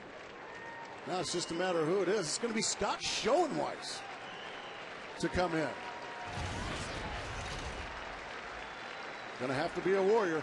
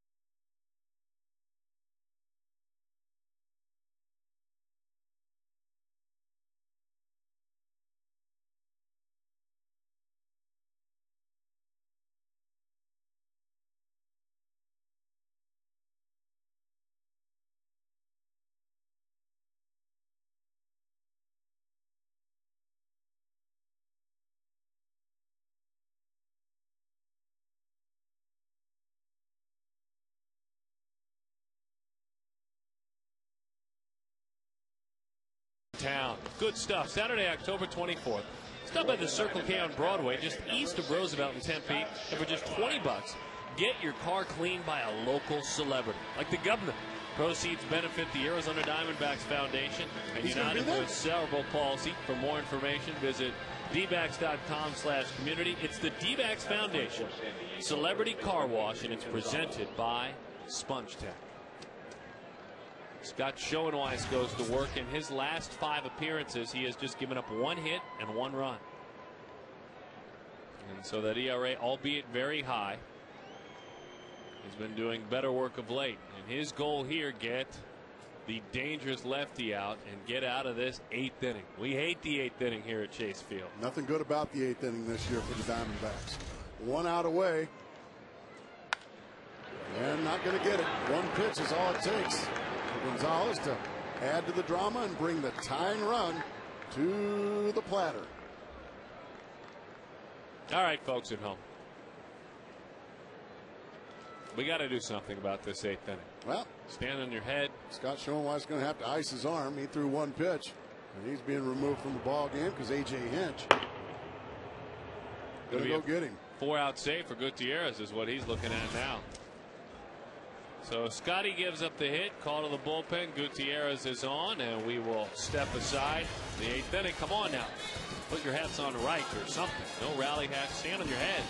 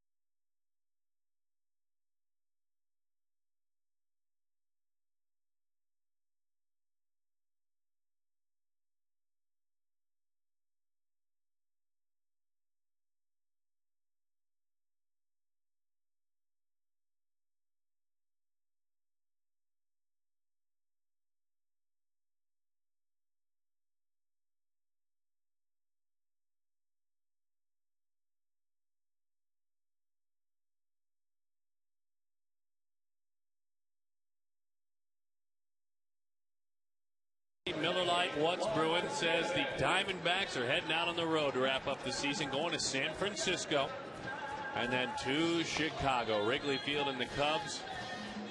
And we're going to have a lot of great telecasts, post-game shows from site. We'll revisit fine conversation with Sean Dunston and Mark Grace, going inside the office of Lou Piniella for an interview. Get ready for opening day. 190 days to go. Gracie and I will be here. Will you? Absolutely. Are you kidding me? Juan Gutierrez takes over. How about you folks at home? Will you be here opening day? Padres? All right, good. That's the answer we were looking for. Thank you. We appreciate that. 4-out save is what A.J. calls for here. 120 runs given up in the 8th inning by Diamondbacks pitchers. Yikes. That one is low. They have scored just 88. So being outscored 32 runs in an inning alone.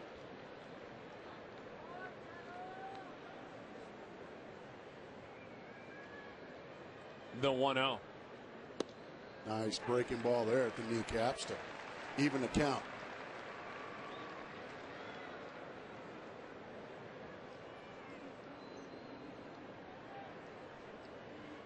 David out front there. He singled. Adrian Gonzalez singled. Past a big shift.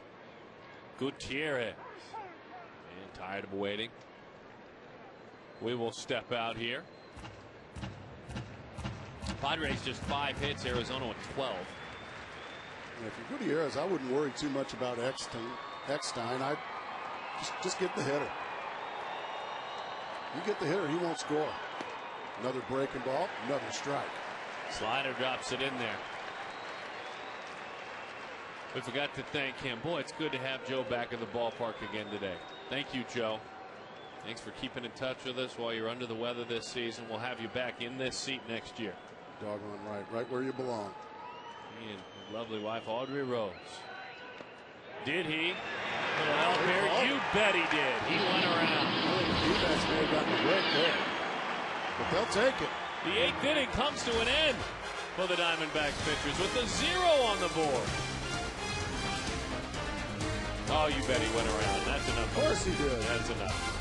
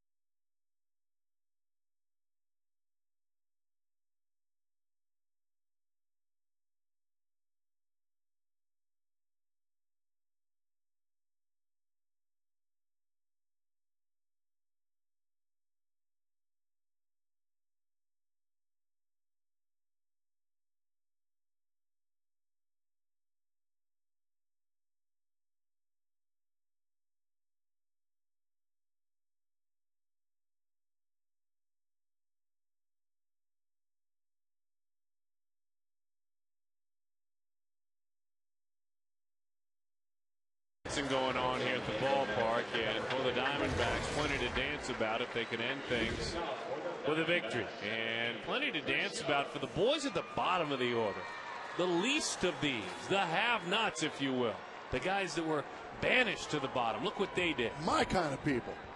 No, you were a big league like number 3 hitter, but anyway. Well, Chad Tracy, Augie Ojeda, Billy Buckner, not only on the mound, but he helped himself with the bat as well. So far, so good. Our Nova Home Loans in-game box score. As that one is away. 1-1 to count to Chris Young. 3 outs to play with offensively, and then 3 outs to get for Juan Gutierrez. Bouncing ball, and it's a foul ball. Reynolds makes another good play. Souvenir. All right, we haven't given away a contract yet, Gracie. We have not. You're right. So let's just keep an eye out, and at this point, anything close.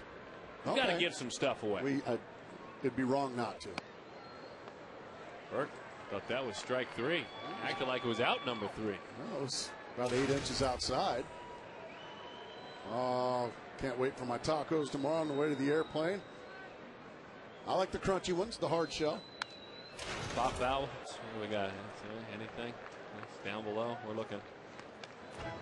I couldn't see it. No, couldn't tell. No. That's what you like right there. Oh, boy. Tacos with arms. No, I don't. Don't like them at all. Look at the brawling tacos. What is going on with Baxter out there? Got him there. Boy, look at the life on that pitch. It was a major league dive on that pitch. Big right-hander Greg Burke. See, that's just a fastball. The bottom drops out of it. And Chris Young missed it by an awful lot. There are the numbers on the big fella. 48th appearance of the year. He's on the ground when he is right, as was evident by those pitches there. Here's Steven. That one runs away. All right, so we're trying to give away 4 free tickets, plus a discount to the team shop, the contract. Need some foul balls. Bouncing ball. Burke gets over there. Gonzalez flips, feeds, and they got it. So Young is erased, and then Stephen Drew is erased. And here is Justin Upton. Walked, singled, walked, fly to right field. 22 years old, hitting .308. Missed a couple of weeks with an injury. 25 home runs, 83 batted in. He's on base this year, .375. That's very good. And I have a feeling he's going to start walking even more. These pitchers start to pitch carefully to him. What do you think Tuesday? You and I, and how about Justin for our open in San Francisco? Got a 15 after start. I think that'd be a good idea. Sit down and just talk with Justin for a while. Want me to set it up, or you want to set it up? Why don't you line it up? I'm in. All right. Just you, I, and Justin? That's it. In the dugout, or you want us out on, maybe out by the Willie Mays statue? No, that's not. I'd ask you to go out there, but not Justin. Oh, okay. All right. 2-0 the count. That one drilled to center field, right to Tony Gwynn. 3 outs to get, and the Diamondbacks end their home season with a much-deserved victory. You fans deserve it.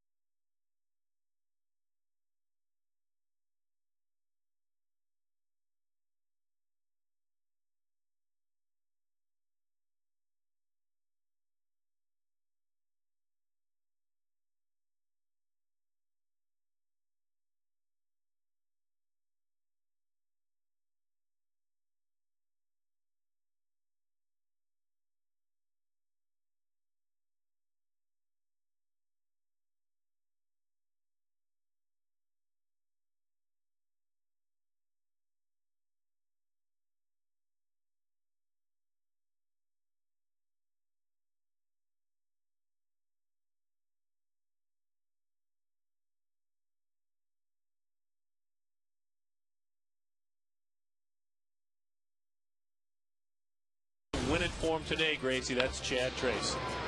Now Chad Tracy making a late run. That's nice to see. You know, he hasn't had much to hang his hat on this year. Injuries, tough luck at the plate. But the last couple of days, he's certainly been the star of the show here offensively. And as we always say, because we like him, he's a terrific guy. And he is a terrific hitter. Just hasn't been healthy and hadn't hit up to his capabilities the last couple or 3 years. Now they want Webb and Tracy back as part of their checklist. We'll see. We'll see on both, actually. And a nice play by another man who has helped out with his bat today. That's Augie Ojeda. 2.1+ million fans this season.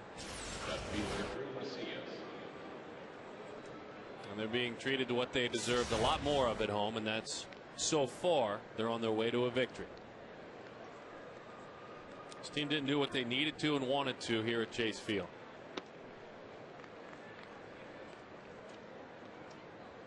Their first 81 games, Arizona 32-49. 15-28 at home. directly halfway through the season. As that one is a strike. Now their second half, or their second 81 thus far, if they win, will be 36-39, closer to 500, and 21-17 at home. That's more like it. And I got a piece of that bat. That is a changeup. They got to thank a few more people. Part of our crewing: Christina Roncall and Betsy Weaver. Associate producers Al Porteous. Our editor Tom Elsner. Operations Dominique and Sarah. Dominique Omahen and Sarah Humphrey. The 1-2. Bouncing ball, middle of the diamond. Stephen Drew corrals it, shoots one out from a Diamondback victory.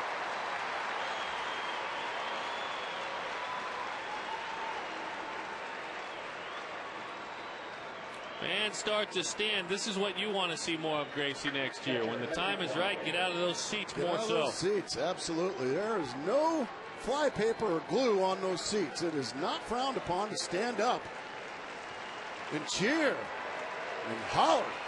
Get a little excited, Darren Sutton. You've been moping around all year up here. Why don't you get like the fans and maybe get up, support these D-backs? I want to see more of this next year, out of the fans and out of you. All right, I'm up. Sit down. That's on you, Gracie. You know. My bad. Matt Williams, by the way, next door, telling you just to calm down. He is really waving you off. I just get a little fired up. I can't help myself. No, I'm not fired up like I did down in Houston when I was talking about the Alamo. I got a little fired up that day. We had folks sending in money. They were passing the plate around. It was like. I went preacher on us. It was definitely a Sunday in the South. All right, here we go. Everett Cabrera takes a strike. 0-1 to count. You get 2 strikes next year, even if it's in the 3rd inning, and a big strikeout will help that pitcher. Get up, cheer for him. Cheer for him. Tell everybody in the section, gas. 0-2 the count. We love working here, folks. We love this ballpark.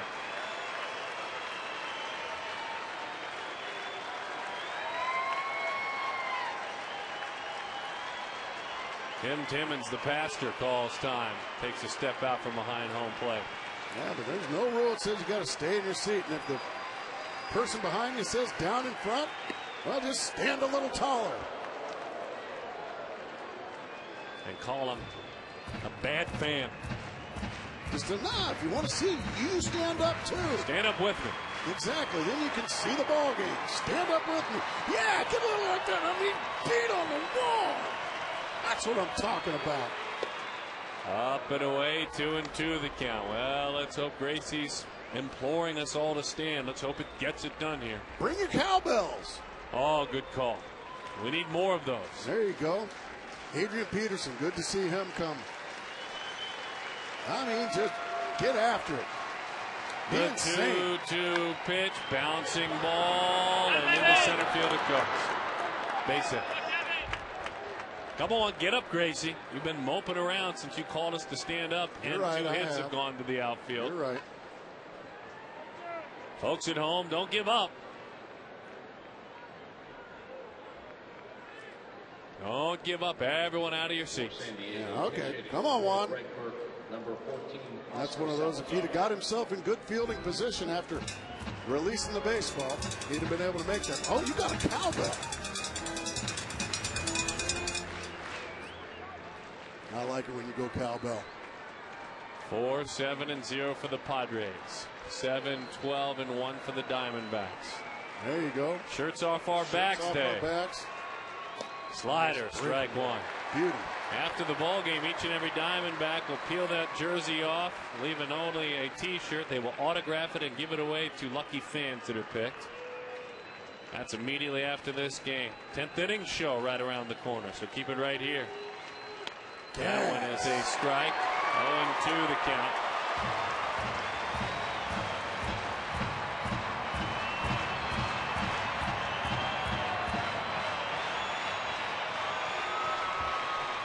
Oh, it's never too loud, young man.